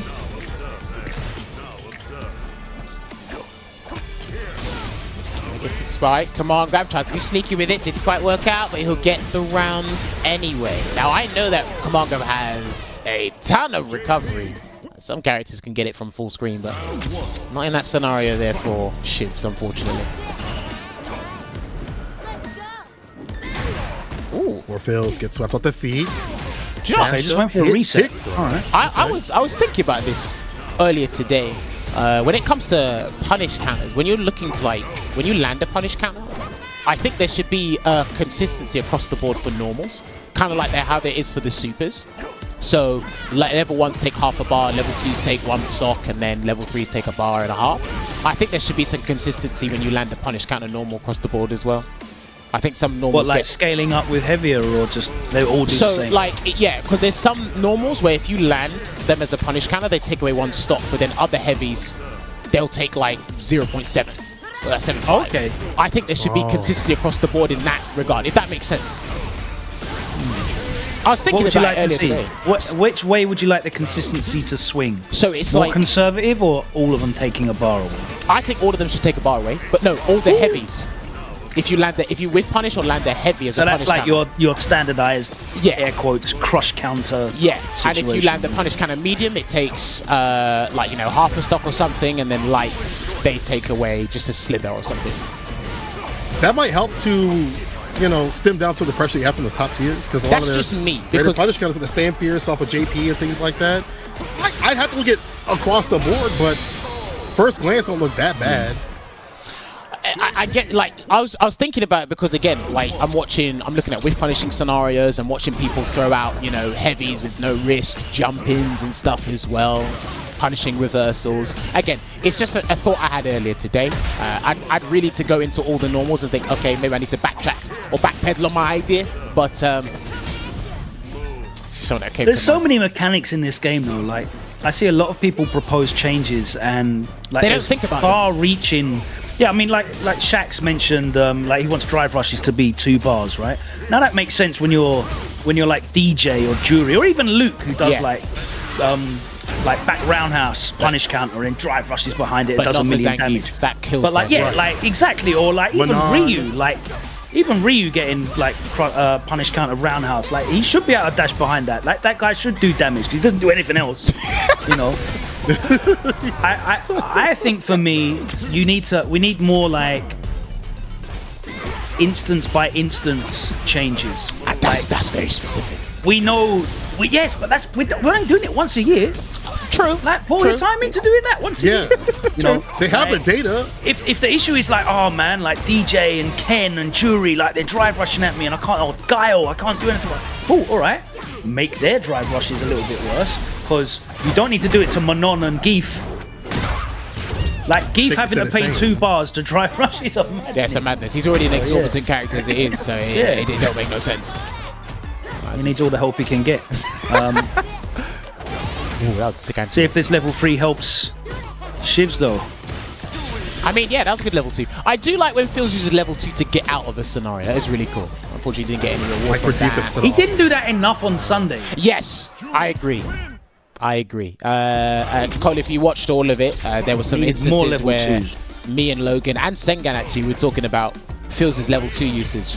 Like, he could have used it to burn the opponent out in certain situations, and there was other scenarios where like it would have made so much sense to use it, but he just didn't. Has he been like that throughout the entire league? Like, just low on the level 2 usage overall? Sort of, yeah. I'll definitely agree with that. I'd love to ask him actually how he views level 2, to be honest. I think that's a case-by-case basis. I really had to ask the JP player. He's about to get perfect here before the commentator's curse. Did he get it? He did. That's right, you chipped the drive gauge before the health gauge. So. What's that game point? Let's check. Just waiting there. Yeah, he was waiting for a drive rush, but he didn't know when it was coming. And when you're holding the parry into the drive rush, I see that catch a lot more people off guard these days. Maybe not at the top level, but I see holding the parry into drive rush really throws people off. You're like delaying, so it's like, well, they're just gonna let loose and then maybe dash up and do something different. Yeah, and if you're not already committed to a fireball already, then like it can be pretty hard to be fixated on. So. These dive kicks are not working out. Shibs. Phils is blocking like a pack of Legos. This is looking terrible. Okay, he also has a fat bar at the bottom. He's just gonna wait delay. Again. Oh, that was unfortunate there. Can he burn him out? I thought she was gonna try and burn him out there, but he's got the burnout regardless. He can look for a DI. He might have to just do a raw DI, to be honest. A nice interruption on the departure. Pick up snap. Oh, made him flinch. What are you standing up for? But he's got the level 3. They're both still there. Dash up DP. Anti is ready. And he waits for just a little bit to get that cross up DP. The backboard. Phils, you got that bar at the bottom. I need to see it being used real soon. Oy. Can't take it with you. Level 3 through the gap. Keep that shit tight. Knowledge check. No gaps for you. Yeah. There you go. Back throw. Drive rush in. Try and close this out there. Make it 2 apiece. Oh, he spends level 3. Okay, so this is going to put him full screen, I believe. And he can set up the heavy EX departure. But I feel he might, if he sets it up, he might teleport in. No, he's going to do the heavy one. It's normal. No OD. Okay. Oh, what down, baits up the OD. So yeah, right. Yeah, there, when he lands that, Logan, in a situation like that, if you just press heavy, it takes away a bar. Like if you just press heavy. And that'd be like a universal thing for heavies. So you want JP to be doing like -4 bar punish counter combos? Listen, sometimes that will happen, man. Obviously, the reward will be on a case-by-case basis. Wait a minute, now Ken? Ooh, let me find out staying fierce we can get even better.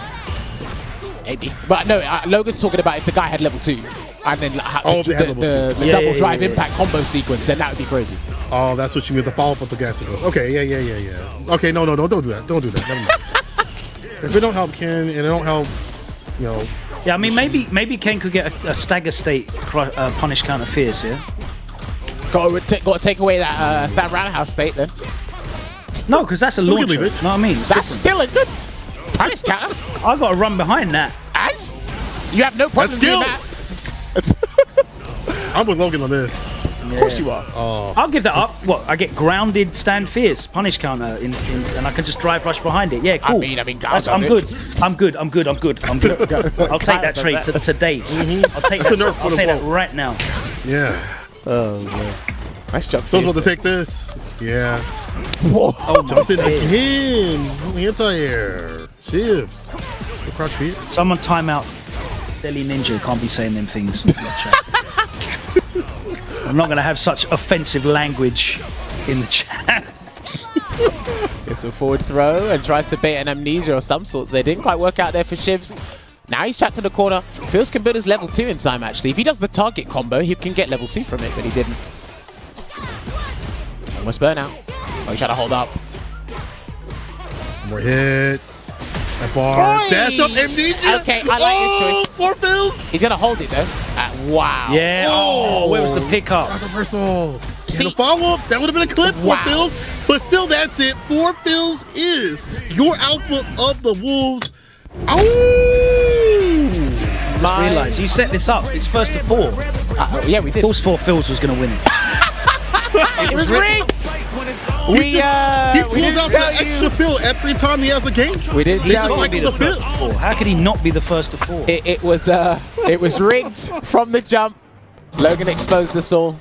I'm so sorry that we didn't tell you. It's ripped off script. I've got it here. I've got the tablet here with the script in front, so I can't tell you exactly what it is. But no, honestly, props to 4 Phils. Came out, showed up, and this is the thing, right? He done it in that sequence there. I really like the way he utilized or creatively sets up level 2, but he does it when the guy's got drive gauge, so they just hold parry. And I don't know what reward he's trying to get out of it, but the way he sets it up was really cool. Because look what he did: dash in, amnesia. That's already the most brazen read I've ever seen. And then from that, it just goes, all right, deal with it with my layered level 2 on top of that. I like that. Not many people do that. But other guys just go, right, I'll wait for you in burnout, then you can suffer, whether it's in silence or not. But no, that was well played. All right, so Phils has won that. What we are going to do is take a short break. When we come back, we're going to have all the players in the chat again, talk about some of those matches and some closing SF6 questions. And then we're going to have our special guest come on after that. So we'll see you guys in a couple of minutes.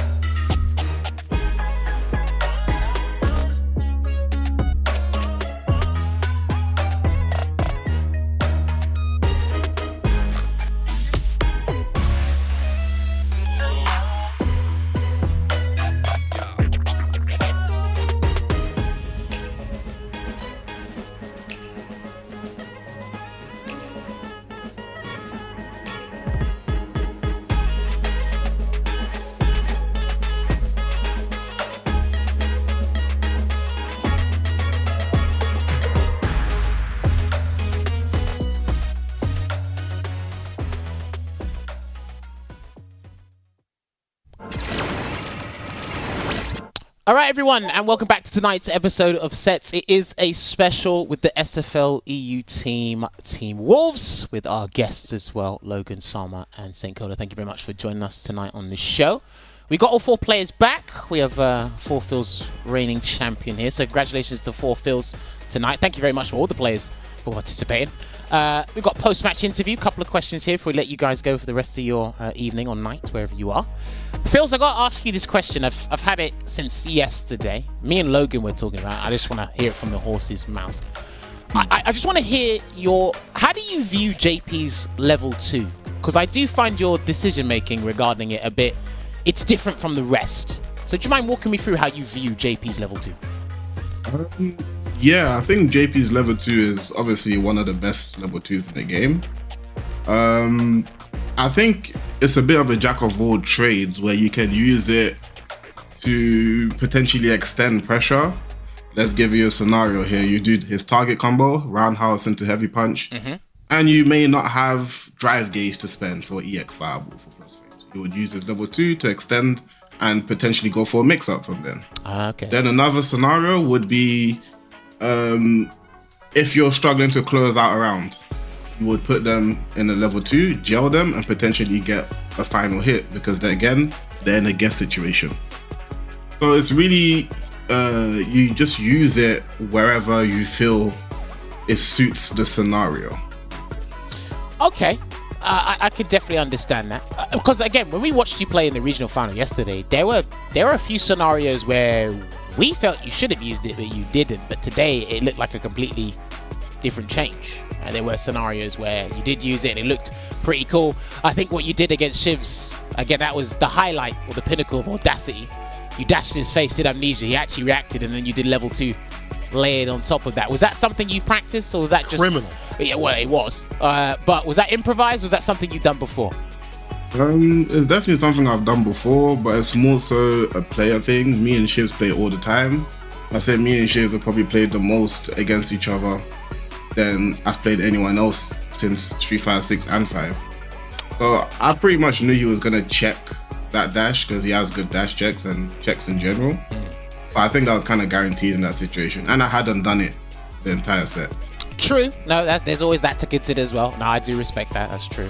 Right. Shibs, I've got to ask you now, because you look like you had a delightful time playing today.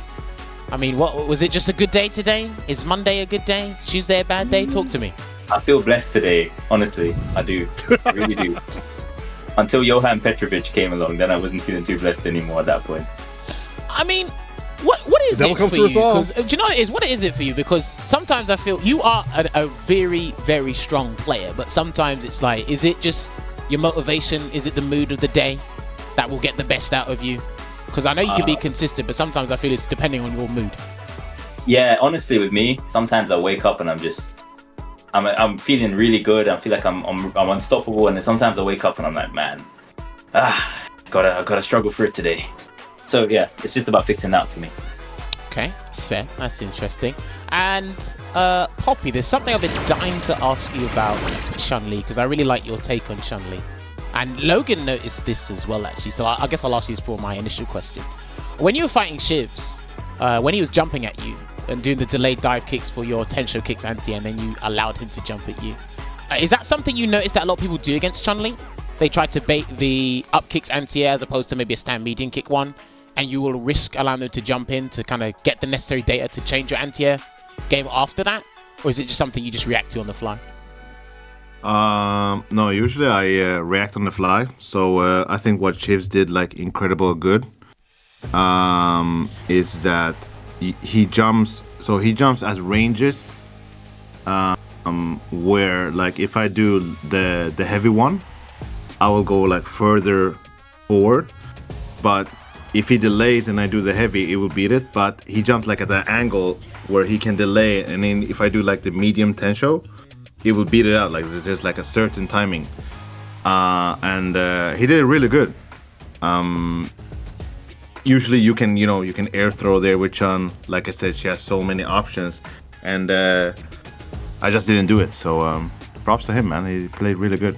Okay. Well, now my next question. This is more about I guess because I've seen you use modern Chun the most.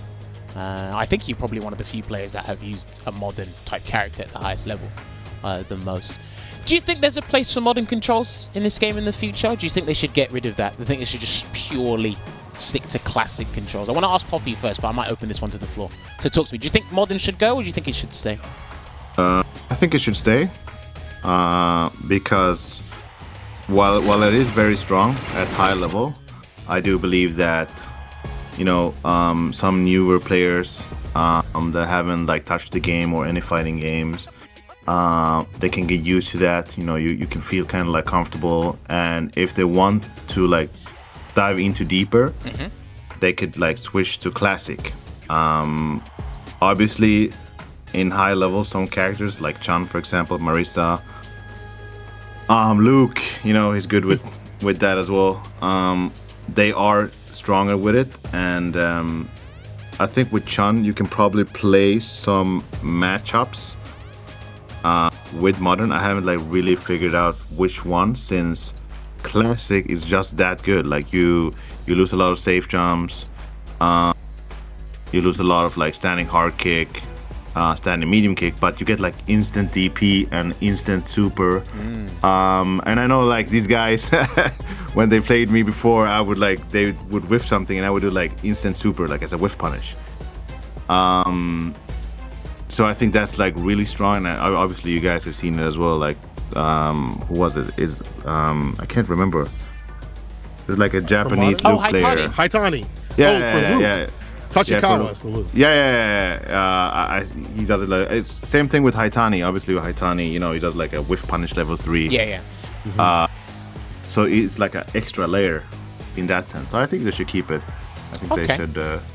It's really good though. It's really, really good. I think it's super well balanced because, like you said, you give up so many of her tools that make her stable. Do you know what I mean? Like if you're giving up the stance cancel, you're giving up a lot of the safe jumps, and that means she has to really change the way that she pressures in the corner, and it puts a lot more risk involved. Because I think one of the things that is really strong about Chun-Li is she manages to navigate a lot of the variants introduced by like perfect parry on wake up because of the safe jumps.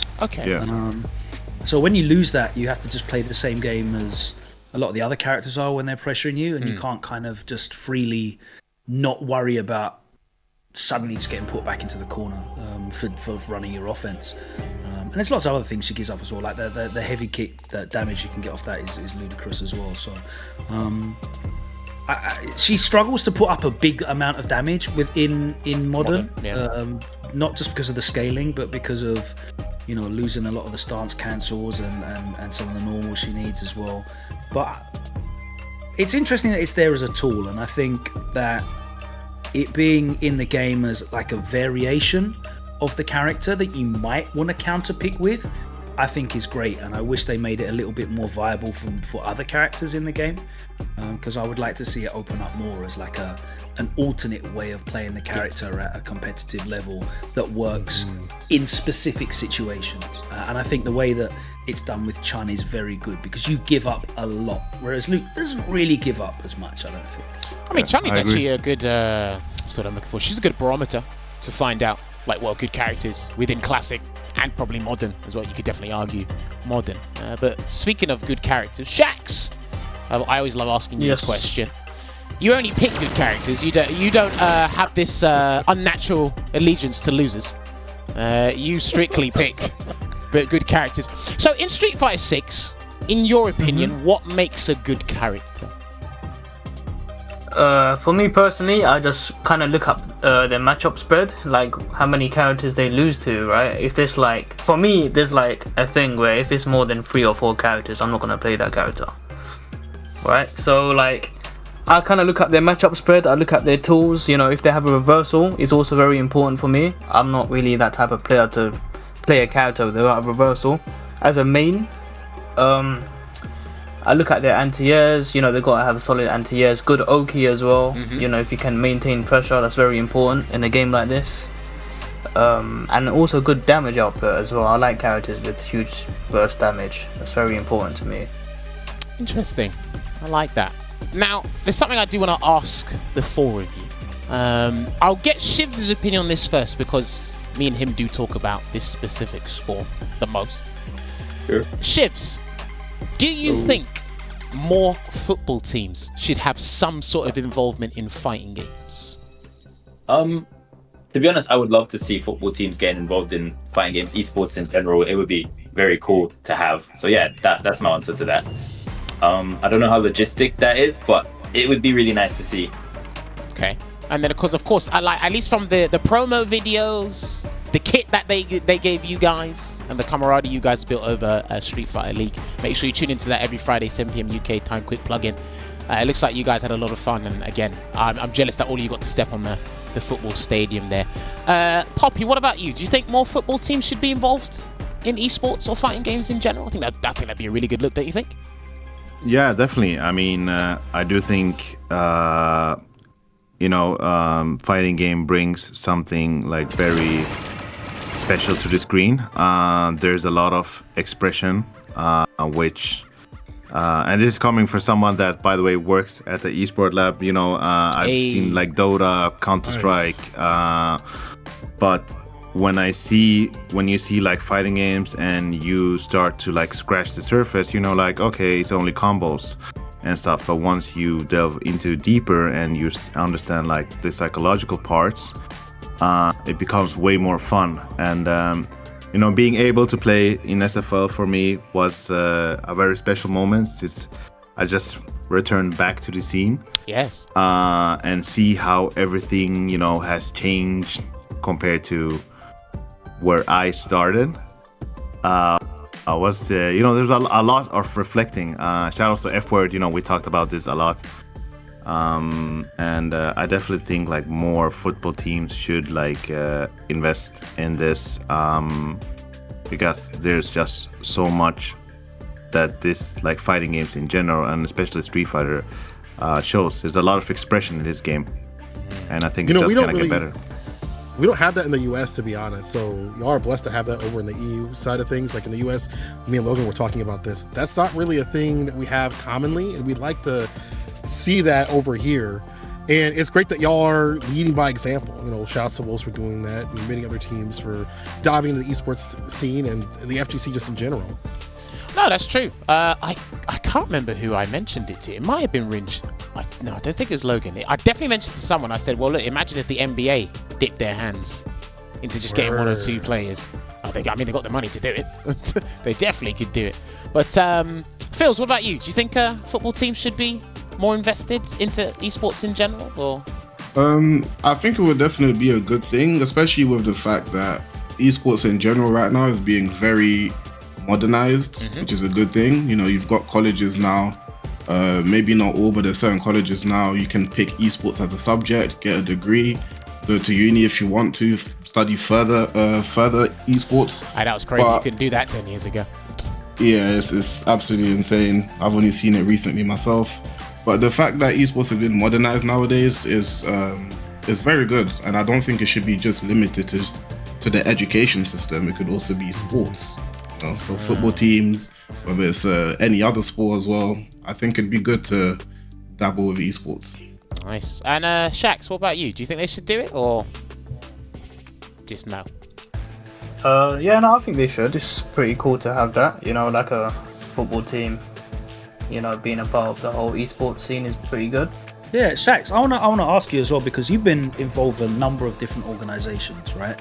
You've been sponsored several times before, represented a couple of different teams across team events, be it SFL or Gfinity. What's like the difference been working with Wolves as an organisation compared to any of the other teams that you've worked with? Because obviously they have the benefit of being a huge organisation that have a lot of experience in dealing with players, but also they're quite new in the space as well. They won't have a lot of the experience. Yeah. What's your experience been like compared to like some of the other organisations you've worked with? I feel like with Wolves, they're very like big on like social media and like advertisement. I feel like with the orgs I've been in before, they weren't too keen on that, and they weren't really putting out posts every week, showcasing the players, making like little clips here and there. And I think Wolves are really good at doing that. Like putting the players, like giving them the spotlight and stuff. I think they're really good at, promoting their players and, being really good on social media. So I think that's the biggest thing to take away from, being a part of Wolves. They're very, very supportive in that term. Interesting. Just to kind of bounce off of that question from Logan, this is for, I guess, the four of you.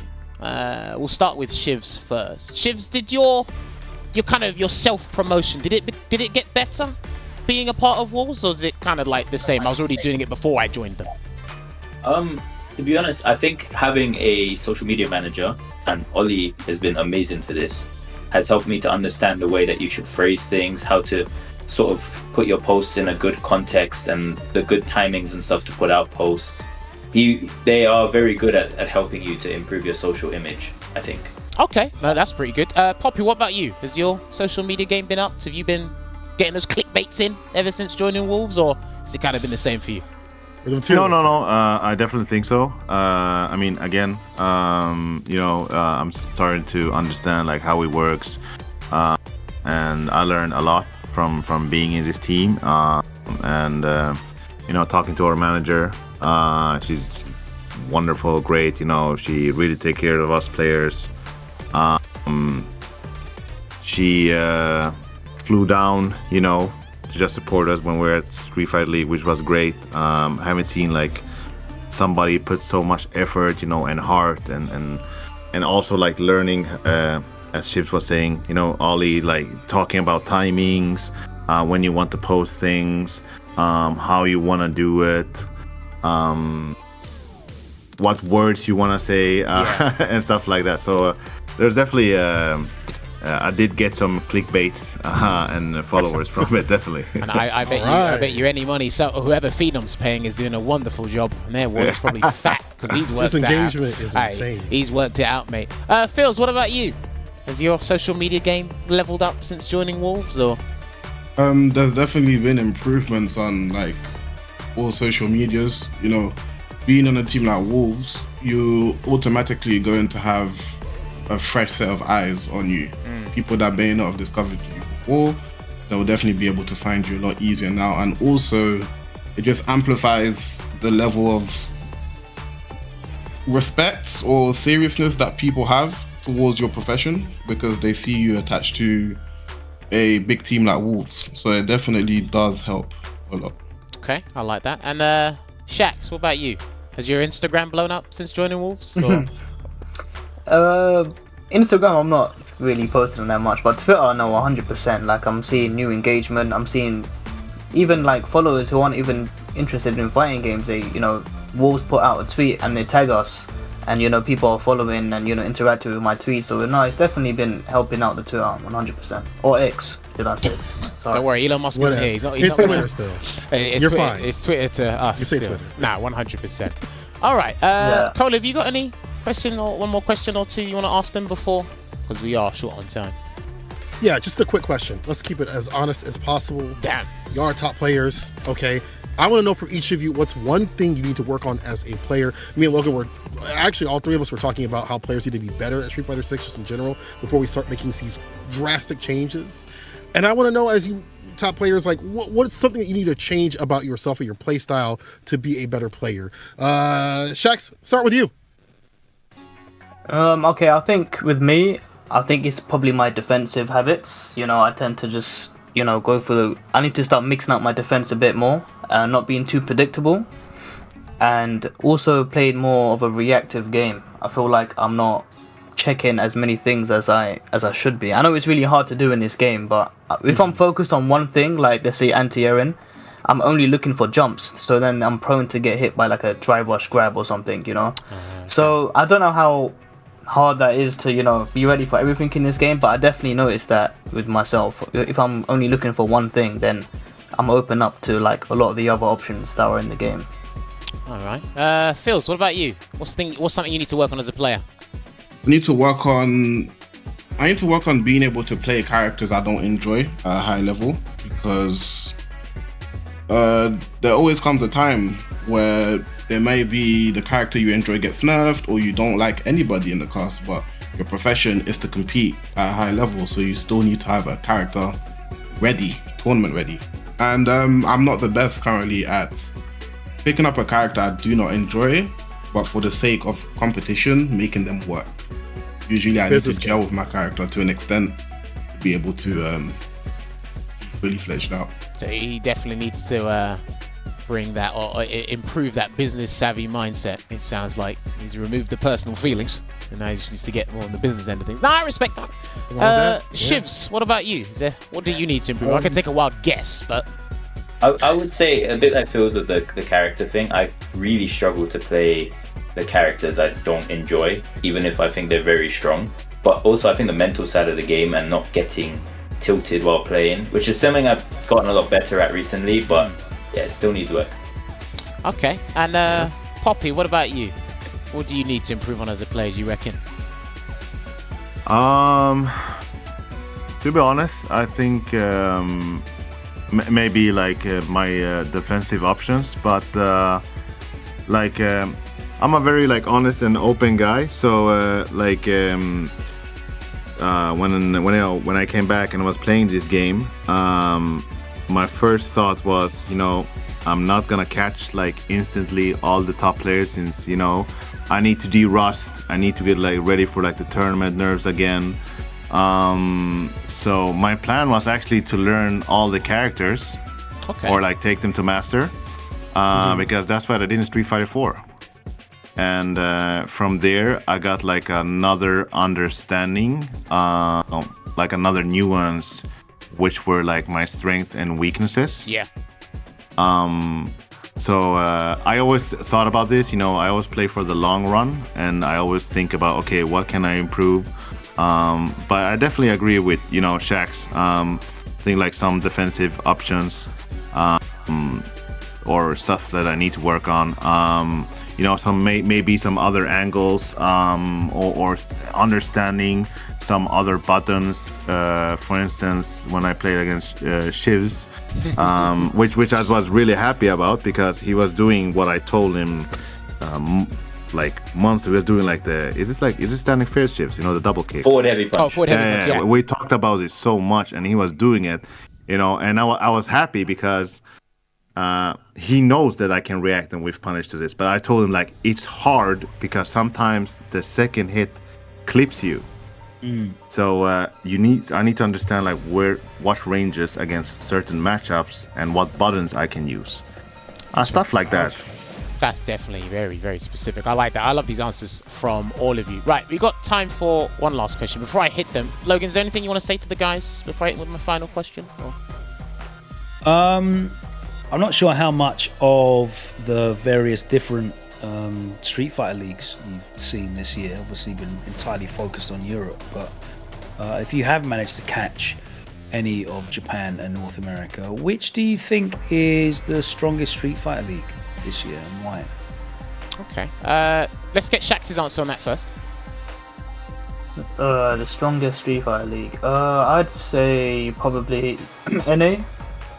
I'd say NA because it's a mix of international players. You got the Chinese players in there as well. You have the birds in there.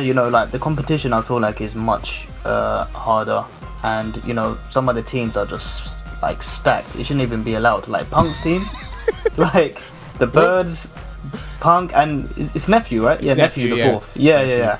And you have, there's so many strong players. Mena's team, Mena, Kava, Christie. Like, I feel like the teams there are just like, they just sound a lot more threatening compared to the other leagues. Logan might be onto something about financial fair play. We might have to introduce it. Who knows? Yeah, man. Some of these teams look like Barcelona, bro. It's crazy. In the prime time. They look like prime noughties Real Madrid, like Galacticos. Crazy. Teams. Legit. Phils, what about you? If you've been able to catch the other leagues, SFL Japan, SFL US, which one do you think is the strongest? I'd definitely say NA, because similar to what Shax is saying, they're like the only one that's not really region locked. They've got players from different regions, so you're getting different play styles. The way the Chinese play is different to how people play in NA or EU or anywhere else. So you're never really gonna be able to. Well, for one, the people that are competing in NA are not really gonna be able to train for every single team because you're playing Chinese players. So you can't really play them. You can't really lab for them. You can't play against them. I'm with you. I'm with you. Nice. In EU, we've all played each other. Yeah, to some degree, or in some tournament. Okay, no, that makes so much sense. That's a very good point. Shibs, what about you? What do you think of the strongest SFL league? See, I still think the depth and quality Japan has overall outweighs the NA region, because even though NA has all the players coming in from other regions and stuff, I just look at every single Japanese team and go, wow. So yeah, I would still say Japan there. Okay, and Poppy, what about you? What league do you think is the strongest? I mean, this one is very hard. But I just think it's probably Japan, and there's a reason for that. I mean, I've been there as well, and I heard them talk. I think like they are very like community-esque, like they share everything. So you see like a lot of like stuff that hasn't been like implemented, and then we kind of catch on, and we're like, oh, you know, we see stuff where like every scene maybe hasn't seen that, but it's really hard, because then I think about, you know, as Jax was saying, like the birds. You know, you have an Evo champ, you have Men RD, you know, and then all these players, they are so hungry. So it's like the level, like the mental game, I think is way higher in NA, you know, US, but I think maybe like skill-wise, maybe Japan. It's hard. This one was really hard because they are more experienced. Does it make sense? Like, you know, like the players there. I get you. But I can't like, you know, like you. It's crazy. You have like Tokido, Sako, and Bonchan. I mean, that's one team. With what's the JP player? Even play like Blaze Blue. Takeover? No. Oh, Ryusei. Yeah.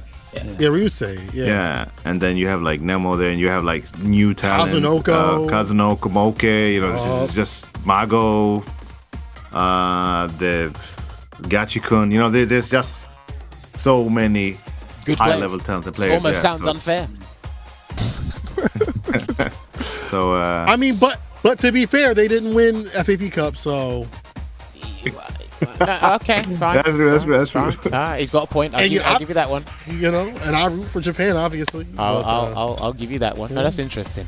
Right, let me hit you with my final question before I let you, all you lovely gentlemen, go.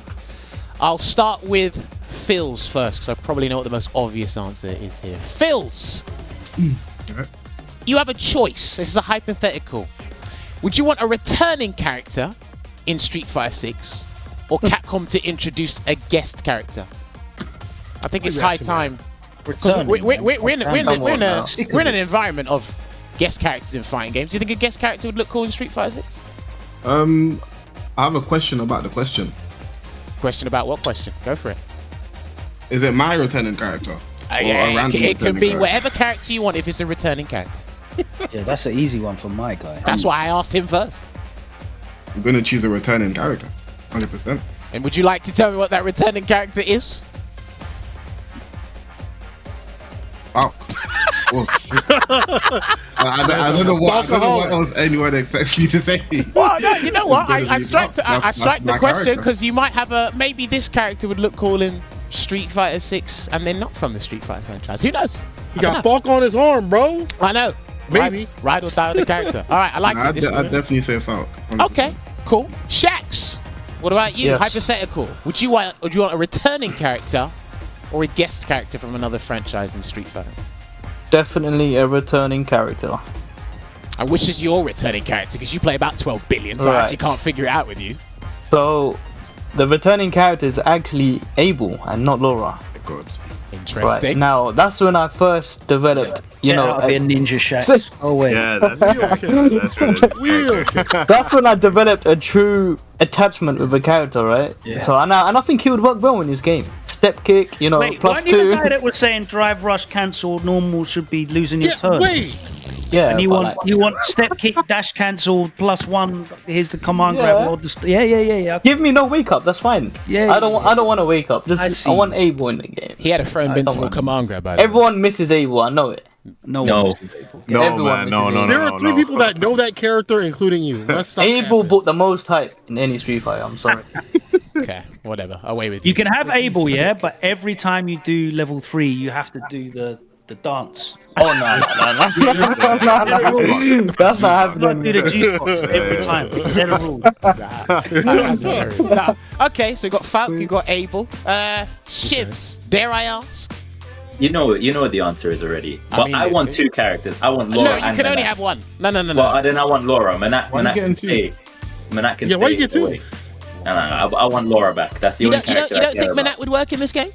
I don't care if she would. I only want Laura back. I will actually drop every other character and only play Laura. Wow. Unless she's bad, then I'll probably won't do that. I was about to say, if she's Wow. bad, Wow. then it's, I love that all there right. was a quick turnaround. You took a quick 180 No, there. I'll play Laura 100%, but not competitively if she's bad. Interesting. All right. Poppy, what about you? You've played multiple fighting games, not like these peasants over here. They don't know what real taste is like. Would you want a guest character in the Street Fighter franchise? Or would you want a returning character? I mean, I guess character would be cool. Damn, I played so many. Let's see. Ali, he's thinking. Going through his list. I'm just trying to think like what would fit in this game. Obviously, maybe this is a bit biased. I'm a huge Bruce Lee fan, so Fei Long would be really cool. But maybe a guest character. I mean, it could spice things up.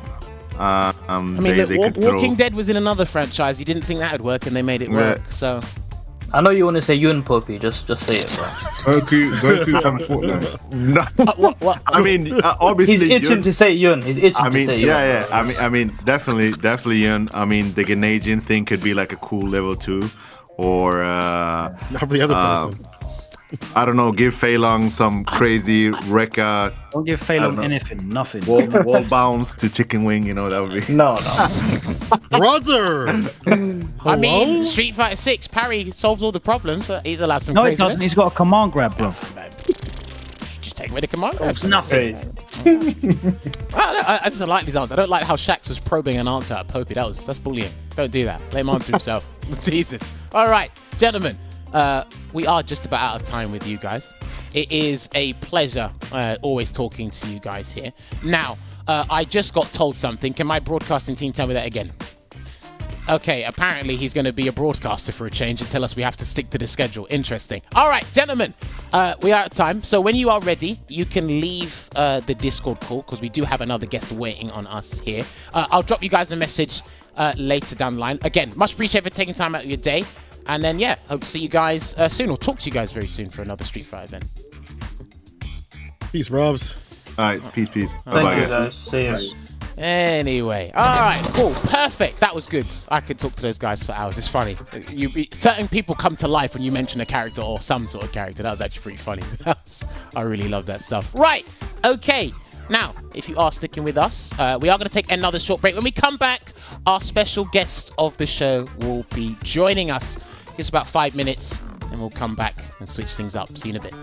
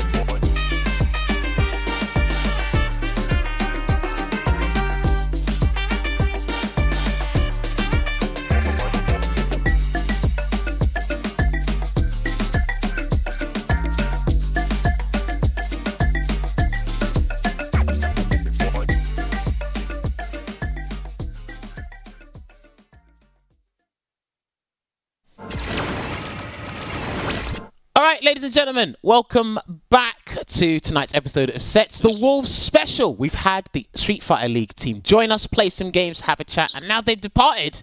And now we've got a special guest. He's actually 2 TVs above me, so it's not channel 2, 10 on channel 4. And you'll get our special guest here. But yes, ladies and gentlemen, it is Reaper. Reaper, talk to me. This is our first time talking to each other. I hope you've been doing well. Happy New Year to you as well. Happy New Year, man. Happy New Year. Now, how are you feeling tonight? Did you enjoy the show from what you watched of it? Yeah, man, legendary, man. It's nice to see it, man. It's good to see, obviously, Wolves in another light as well. So it's good to see the lads all getting involved, you know what I'm saying? Bit jealous of Phil's arms, you know what I'm saying? It's one of them ones, man. I thought I was the big guy in Wolves, but he's come through and he's looking like a boulder, man, you know what I'm saying? So I have to have an arm wrestle for certain who the big guy is, man. If you're going to do it, make sure it's recorded and put on the Wolves Esports Twitter. We'll get it, man. Logan, I'm going to actually let you have the floor on this one because this is more of your domain. Thank you very much. Reaper, it's a pleasure to have you on this other show that we're doing, esports related. But obviously your angle with Wolves is through a completely different arm of the organisation. People that are watching in the UK, because we're at the moment being broadcast on Capcom Fighters, which is a worldwide platform for all of the fighting games that Capcom put out. So we'll have a lot of international viewers that might not know what Wolverhampton Wanderers represent, and of course they're a Premier League football team in the UK, have been for well over a century. But in the last couple of years, as an organisation, they have expanded into all manner of fantastic things. Like, how are you directly involved with Wolves? Well, about a year and a half ago, it was announced that they were setting up a record label. First football team to set up a record label. Heard of nothing like it. I mean, you've heard of different organisations setting up record labels, or you've had musicians integrate with football teams somehow, just very briefly. But when they announced the record label, it was obviously something at the time I just jumped at, and I thought, you know what, I've got to be a part of that. I see myself at the forefront of the grime scene in my city, rap scene, grime scene. I see myself at the forefront, man. So I thought, you know what, I've got to represent, man. I've represented Wolverhampton at Red Bull Grime side. I've represented Wolverhampton on other platforms, and Wolverhampton has a special place in my heart, man. So to be able to integrate that into the record label, it went crazy. And I mean, the announcement, when it was announced, it just went crazy. It was on all platforms. It was everywhere. Everybody knew about it, and because you don't hear about it, it's a Premier League football team. This is England, you know what I'm saying? It's football and beer, you know what I'm saying? So it's like for a football team to be announcing a record label, it's like, whoa, what's going on there? And to be a part of that platform, it's been an honour. And obviously, since signing with them, it's been special. It's been non-stop, you know what I'm saying? So yeah, man, it's been good. Since signing them with them, you've been so involved in activations that include the team itself, the football team itself. So you're exposing yourself. Listen, I've been in the grime scene for like 20 plus years. Everyone is in the grime scene. We all follow football, but not everyone that follows football is aware of what's going on in grime. So you must be getting exposed to so many people that otherwise just wouldn't come across, your music. How are you finding your sound being received by, like you said, these beer football pub guys? Are they rating it? Because obviously you are riding out for Wolves, like the city, Wolverhampton. You are repping. Yeah, man. I think they respect it. They respect it a lot. I mean, straight away you can hear the yam yam in me. I don't sound like I'm from nowhere else. So it hit home. I think they did well with sort of signing me as the first artist, because it's like you've got a champion at home, you know what I'm saying? Like, it's easier to set up sort of a record label and bring in a massive artist or an emerging artist that's from out of town or something like that. But to be the first artist, I'm from the heart of the city, I'm from Heathtown. We did the kit launch, straight away in the music, straight away you hear me on the platform, you're hearing the Wolves accents, so straight away that's going to resonate with the fans, especially Wolves. They're a proud football team. It's one of the first founding football teams in the Premier League. First founding football teams, the Football League. So this is quite an old-fashioned football team, you know what I'm saying? So to convert those sort of fans into not only music, but grime music, urban music, you know what I'm saying? I mean, they all listen to Agadoo, but you know what I'm saying? Listening to an F64 is a different thing. You know what I'm saying? It's a whole different thing. Of course. But it resonated straight away, man. And like I said, props to Wolves Records and everybody involved, man, because it's been good and I'm thankful. It's a really interesting situation because, as you said, the team itself, the organisation, is so historic. One of the oldest football clubs in the league today, well over a century old. So forward thinking and looking in terms of their their multimedia organization, and obviously we look to the future and we're looking at esports and online and gaming. Do you think that this is, you know, one of the most exciting ways of engaging new young fans for this football club? What a better way, man. I mean, we're living in a digital era. So yeah, you've got like an old-fashioned state of mind with the football team and the fans. But what about their kids and their kids' kids? How are we going to reach them? How are we going to resonate with them? Because it's easy, you know, for me, like as a 10-year-old, I was all Ruud van Nistelrooy, Man United and things. You get gas, but when you go to your home match at Wolves and things like that, you realise this is heart, this is your community. But not many kids have got that feeling. So how can we reach them? Music, football goes hand in hand. Esports now, gaming, you know what I'm saying? It's another thing where, like I said, we live in the digital era where, you know what I'm saying, kids are like 7 years old and they're on Roblox and things like that. So we need to be able to grasp them and reach them and bring them in and bring them back home, you know what I'm saying? Because they're that far out already that, you know what I'm saying, it's a good thing that we've got a record label and now an esports team. Well, the esports team was there first, but an esports team, now a record label we've got those platforms to reach out and grab people from, man, because it's a legendary thing that's being done right now. What's it like working with the organization as well? Because like these are really forward-looking like setups. That we were talking to St. Cola, who's from the Midwest in the United States, and if you talk to me about, well, there's this sports franchise and they've got an esports team and they've got a record label. I think you're talking about like an NBA team or something like that. Do you know what I mean? In my mind, I'm thinking, rap and gaming and that should be like a US thing. They don't have that at all here. So for Wolves to be the first organization in the world to be doing this, it must be like a really forward-looking organization. What's it like working with them? It's crazy and it's hands-on. I mean, straight away we integrated, and the first thing that I did was the single for the kit launch, so 2022/2023 season. I did the kit launch and that was just surreal, you know what I'm saying? That's a big thing. Like, everybody looks forward to a kit launch at the start of the season, you know what I'm saying? Teams are putting out their kit launches. You go and watch every single team, no matter what team you support, you go and watch every single team. So for me to be doing the Wolves one, and then I'm in the video with Pedro Neto and Huang, and I'm like, yo, like, I'm next to them, I'm playing two-touch, like, run a set, I'm playing two-touch with Neto, and it's like, this is surreal, but the guys are cool, the team's cool, everybody's real about it, you know what I'm saying? I think everybody's got that vision of forward thinking, the team itself, they're looking forward to the future. Had a bit of a blip last season, but this season, on par where they should be. Record label is progressing the way it needs to be, esports team flying, you know what I'm saying? So, like you said, it's a forward-thinking motion and it's a forward-thinking organisation, and, you know what I'm saying, hats off to Folsom, Wolves, everybody's just putting work in, and you know what I'm saying, you're reaping the results, man, you know what I'm saying? Absolutely right. We're here for obviously like a gaming event, and we're talking about the esports team. What's your history with video games? Like, when did you start? What came first, actually? Did you start playing video games before you had an interest in making music? Like, have they run side by side? What's your interaction with gaming?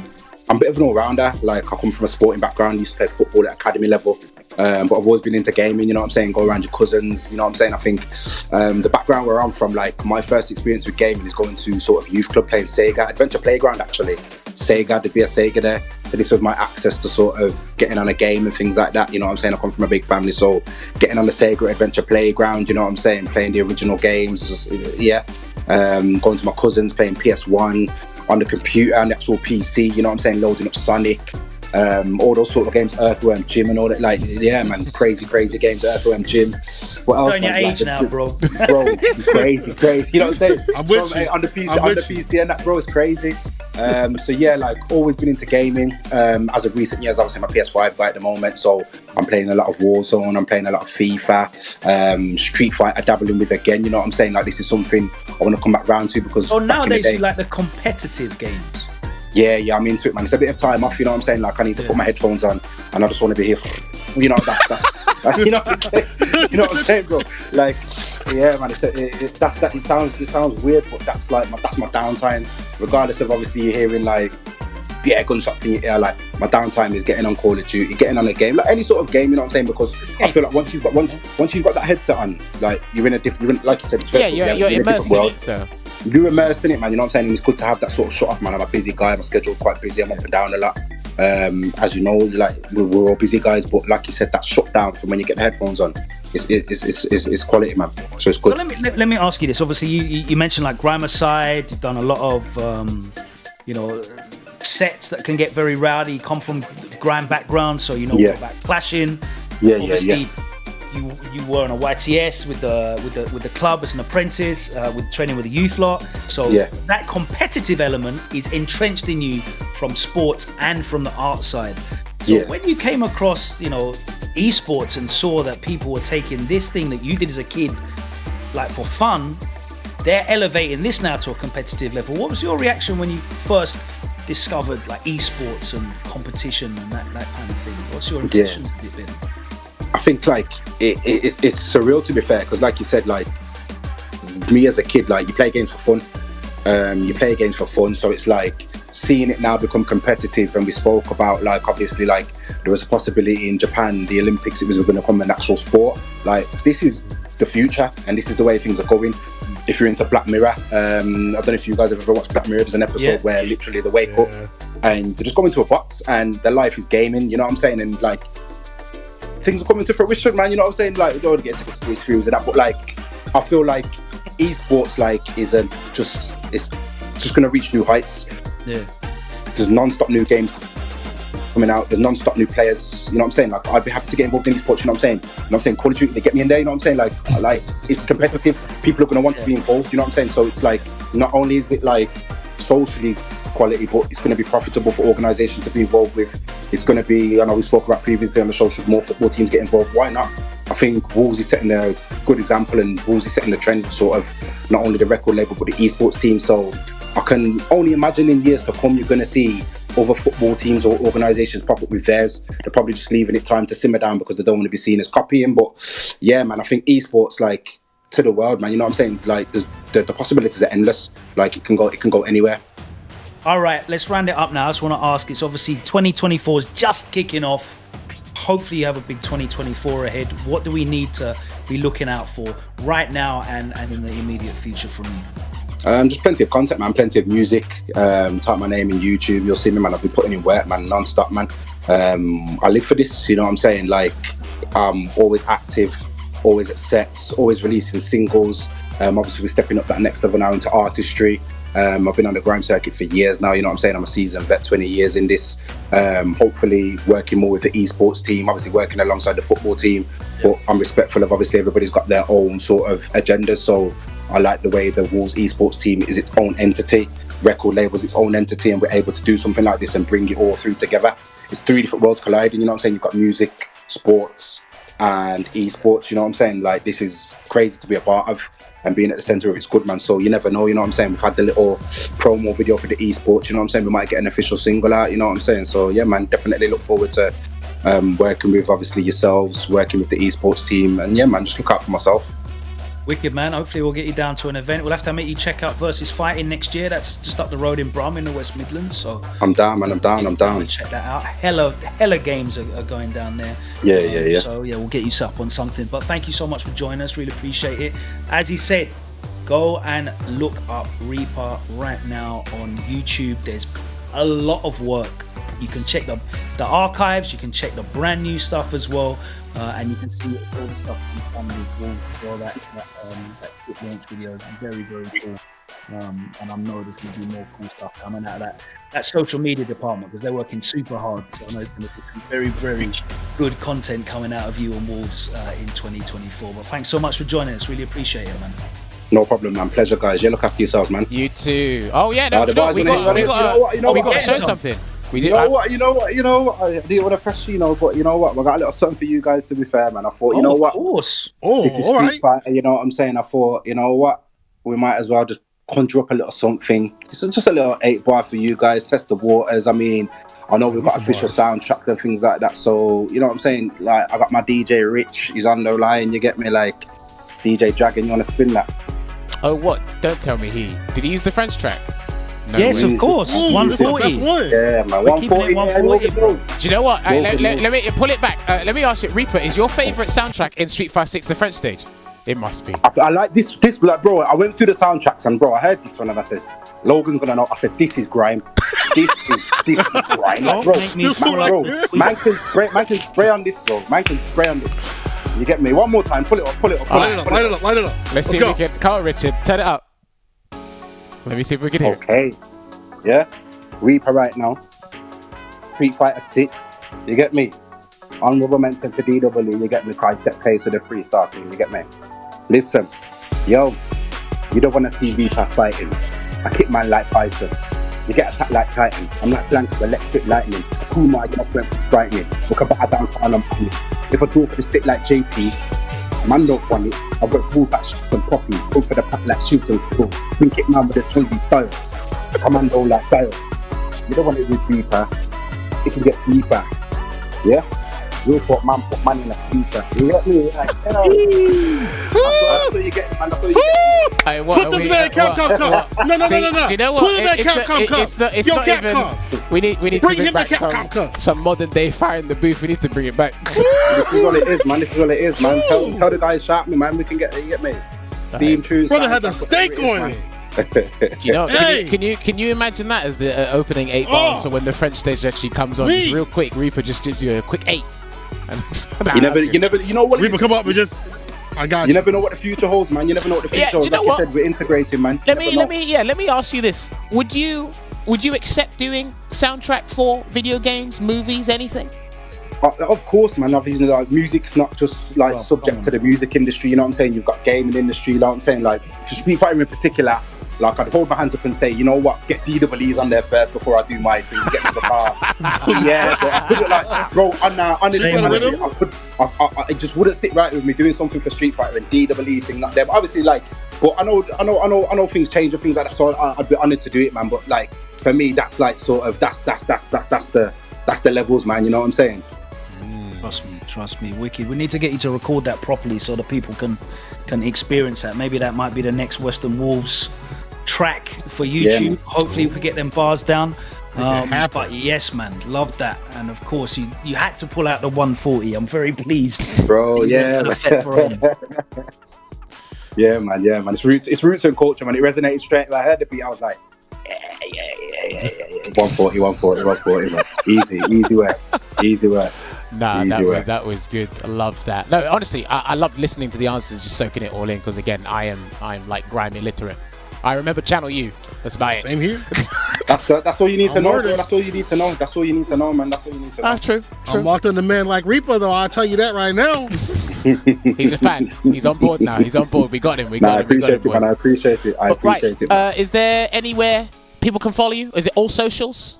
All socials, R3EPA. YouTube, just type my name in Reaper. First thing that'll come up, you know what I'm saying? You can Google me, you can TikTok me, you can, you know what I'm saying? You can Yellow Pages me if that exists still, you know what I'm saying? That still exists, yeah. Wow, we ate shit out here. I mean, if you know Yellow Pages, it does show you age. We've come a long way, man. Yellow Pages to TikTok, man. Things have changed now, you know what I'm saying? Do you know what? When you put it like that, can't lie. You can't lie about the evolution. All right. So I believe, Reaper, we don't want to take up any much more time of your day. This has been super appreciative for you to come and join us and see different sides of the team and, of course, video games as well. But yeah, we definitely got to check out this guy on social media. Hey, maybe in the near future or something, we could do something with Wolves again and have you come back on. Watch some Street Fighter and support the guys. Listen, I'm down, man. You get me? I'll be kicking someone's ass on Street Fighter soon, man. Don't worry, man. I'm training. I'm low-key training, man. In the background, I'm training. I'll hold you to that. You became a demon. I'm training. Remember, 4 guys, like, they joined your team to join the league. And that league ain't no joke. I got those 4 guys at my disposal, man. So when you see me kicking it with them, just know I'm learning a few tips and tricks, man. Go for Cola first. He's the worst out of the 3 of us here. No, it's fine. You need to Hold go up, I have 4 masters, so relax. You need to go and challenge up JME and Shorty. That's the you know do you know what? Okay, we'll give you a great piece of advice. If you're gonna fight JME, pick Zangief. Zangief, all right. Pick Zangief. Right. He hates Zangief. He hates Zangief, yeah? He hates Kryptonite, yeah? Kryptonite, yeah?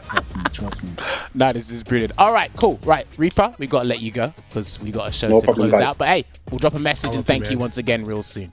And now, pleasure, man. Look after yourself, guys, yeah? Yes, you too. All right. No, honestly, today has been absolutely great. It's been a very long show. Again, this has been pretty good to see. Now, we do have some closing stuff to do, because obviously we had a special there, and as well as the special guest for Wolves, Reaper. Make sure you check him out on all the socials. We put it in the chat as well, so you guys can check him out again. Like, Wolverhampton are actually doing something that not many teams are doing anything in general. So, all right, I believe, is that it from us, Richard? Have we got to close out with some other things? All right, cool. Ladies and gentlemen, thank you very much for tuning into the special tonight. Logan, St. Cola, thank you so much for joining us today and taking time out of your day. Yeah, man. Shout out to you guys for organising it as well, because it's a really good format.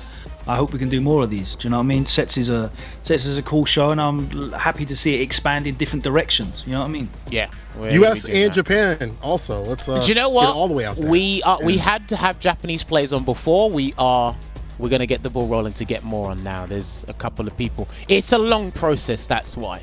But we're going to try and get the ball rolling, because I'm sure there's a couple of exhibitions people do want to see, and opinions you do want to hear as well. But yes, make sure you follow us on all our social media outlets, X, Twitter, whatever you want to call it, Instagram, and make sure you stay locked in, because again, the CPT season is not over. Congratulations to Kawano and Ending Walker once again for winning their respective ways into the CPT finals. And we'll see you next week for another episode of Sets. Until then, take care of yourselves and keep playing some Street Fighter.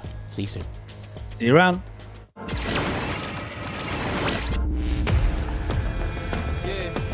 Y'all already know. You know what time it is.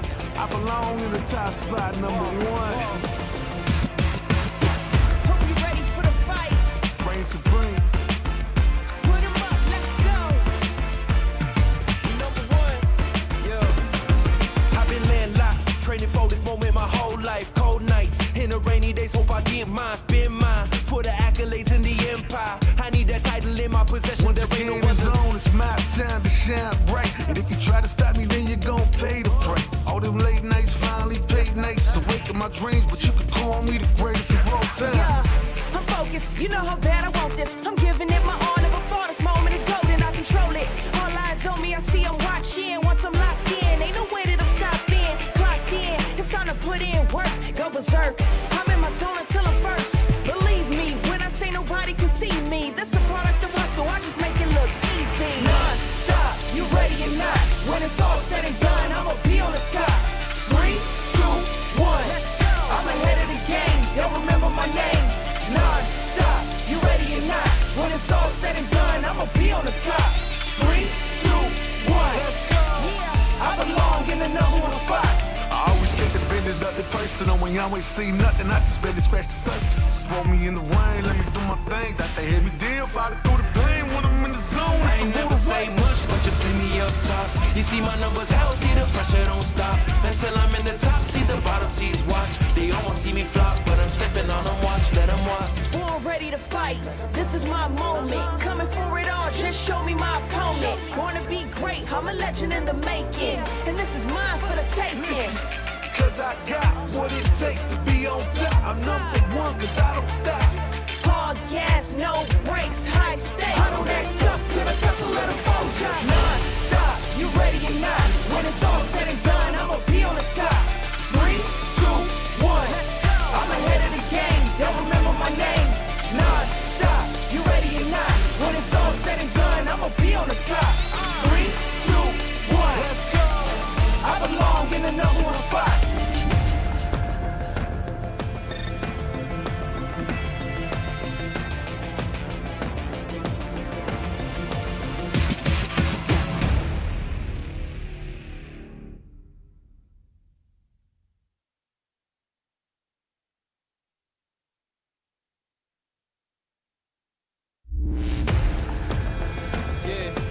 Y'all already know.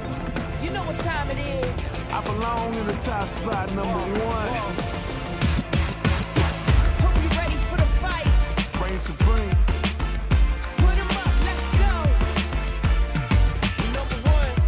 Yeah. I've been laying locked, training for this moment my whole life. Cold nights, in the rainy days, hope I get mine. Spin mine for the accolades in the empire. I need that title in my possession. Once again, it's on, it's my time to shine bright. And if you try to stop me, then you're gonna pay the price. All them late nights finally paid nights. Awake in my dreams, but you could call me the greatest of all time. Yeah, I'm focused. You know how bad I want this. I'm giving it my all. Never thought this moment is golden. I control it. All eyes on me. I see I'm watching. put in work, go berserk. I'm in my zone until I'm first. Believe me, when I say nobody can see me, this a product of hustle, I just make it look easy. Non-stop, you ready or not? When it's all said and done, I'ma be on the top. 3, 2, 1. I'm ahead of the game, they'll remember my name. Non-stop, you ready or not? When it's all said and done, I'ma be on the top. 3, 2, 1. Let's go. Yeah, I belong in the number one spot.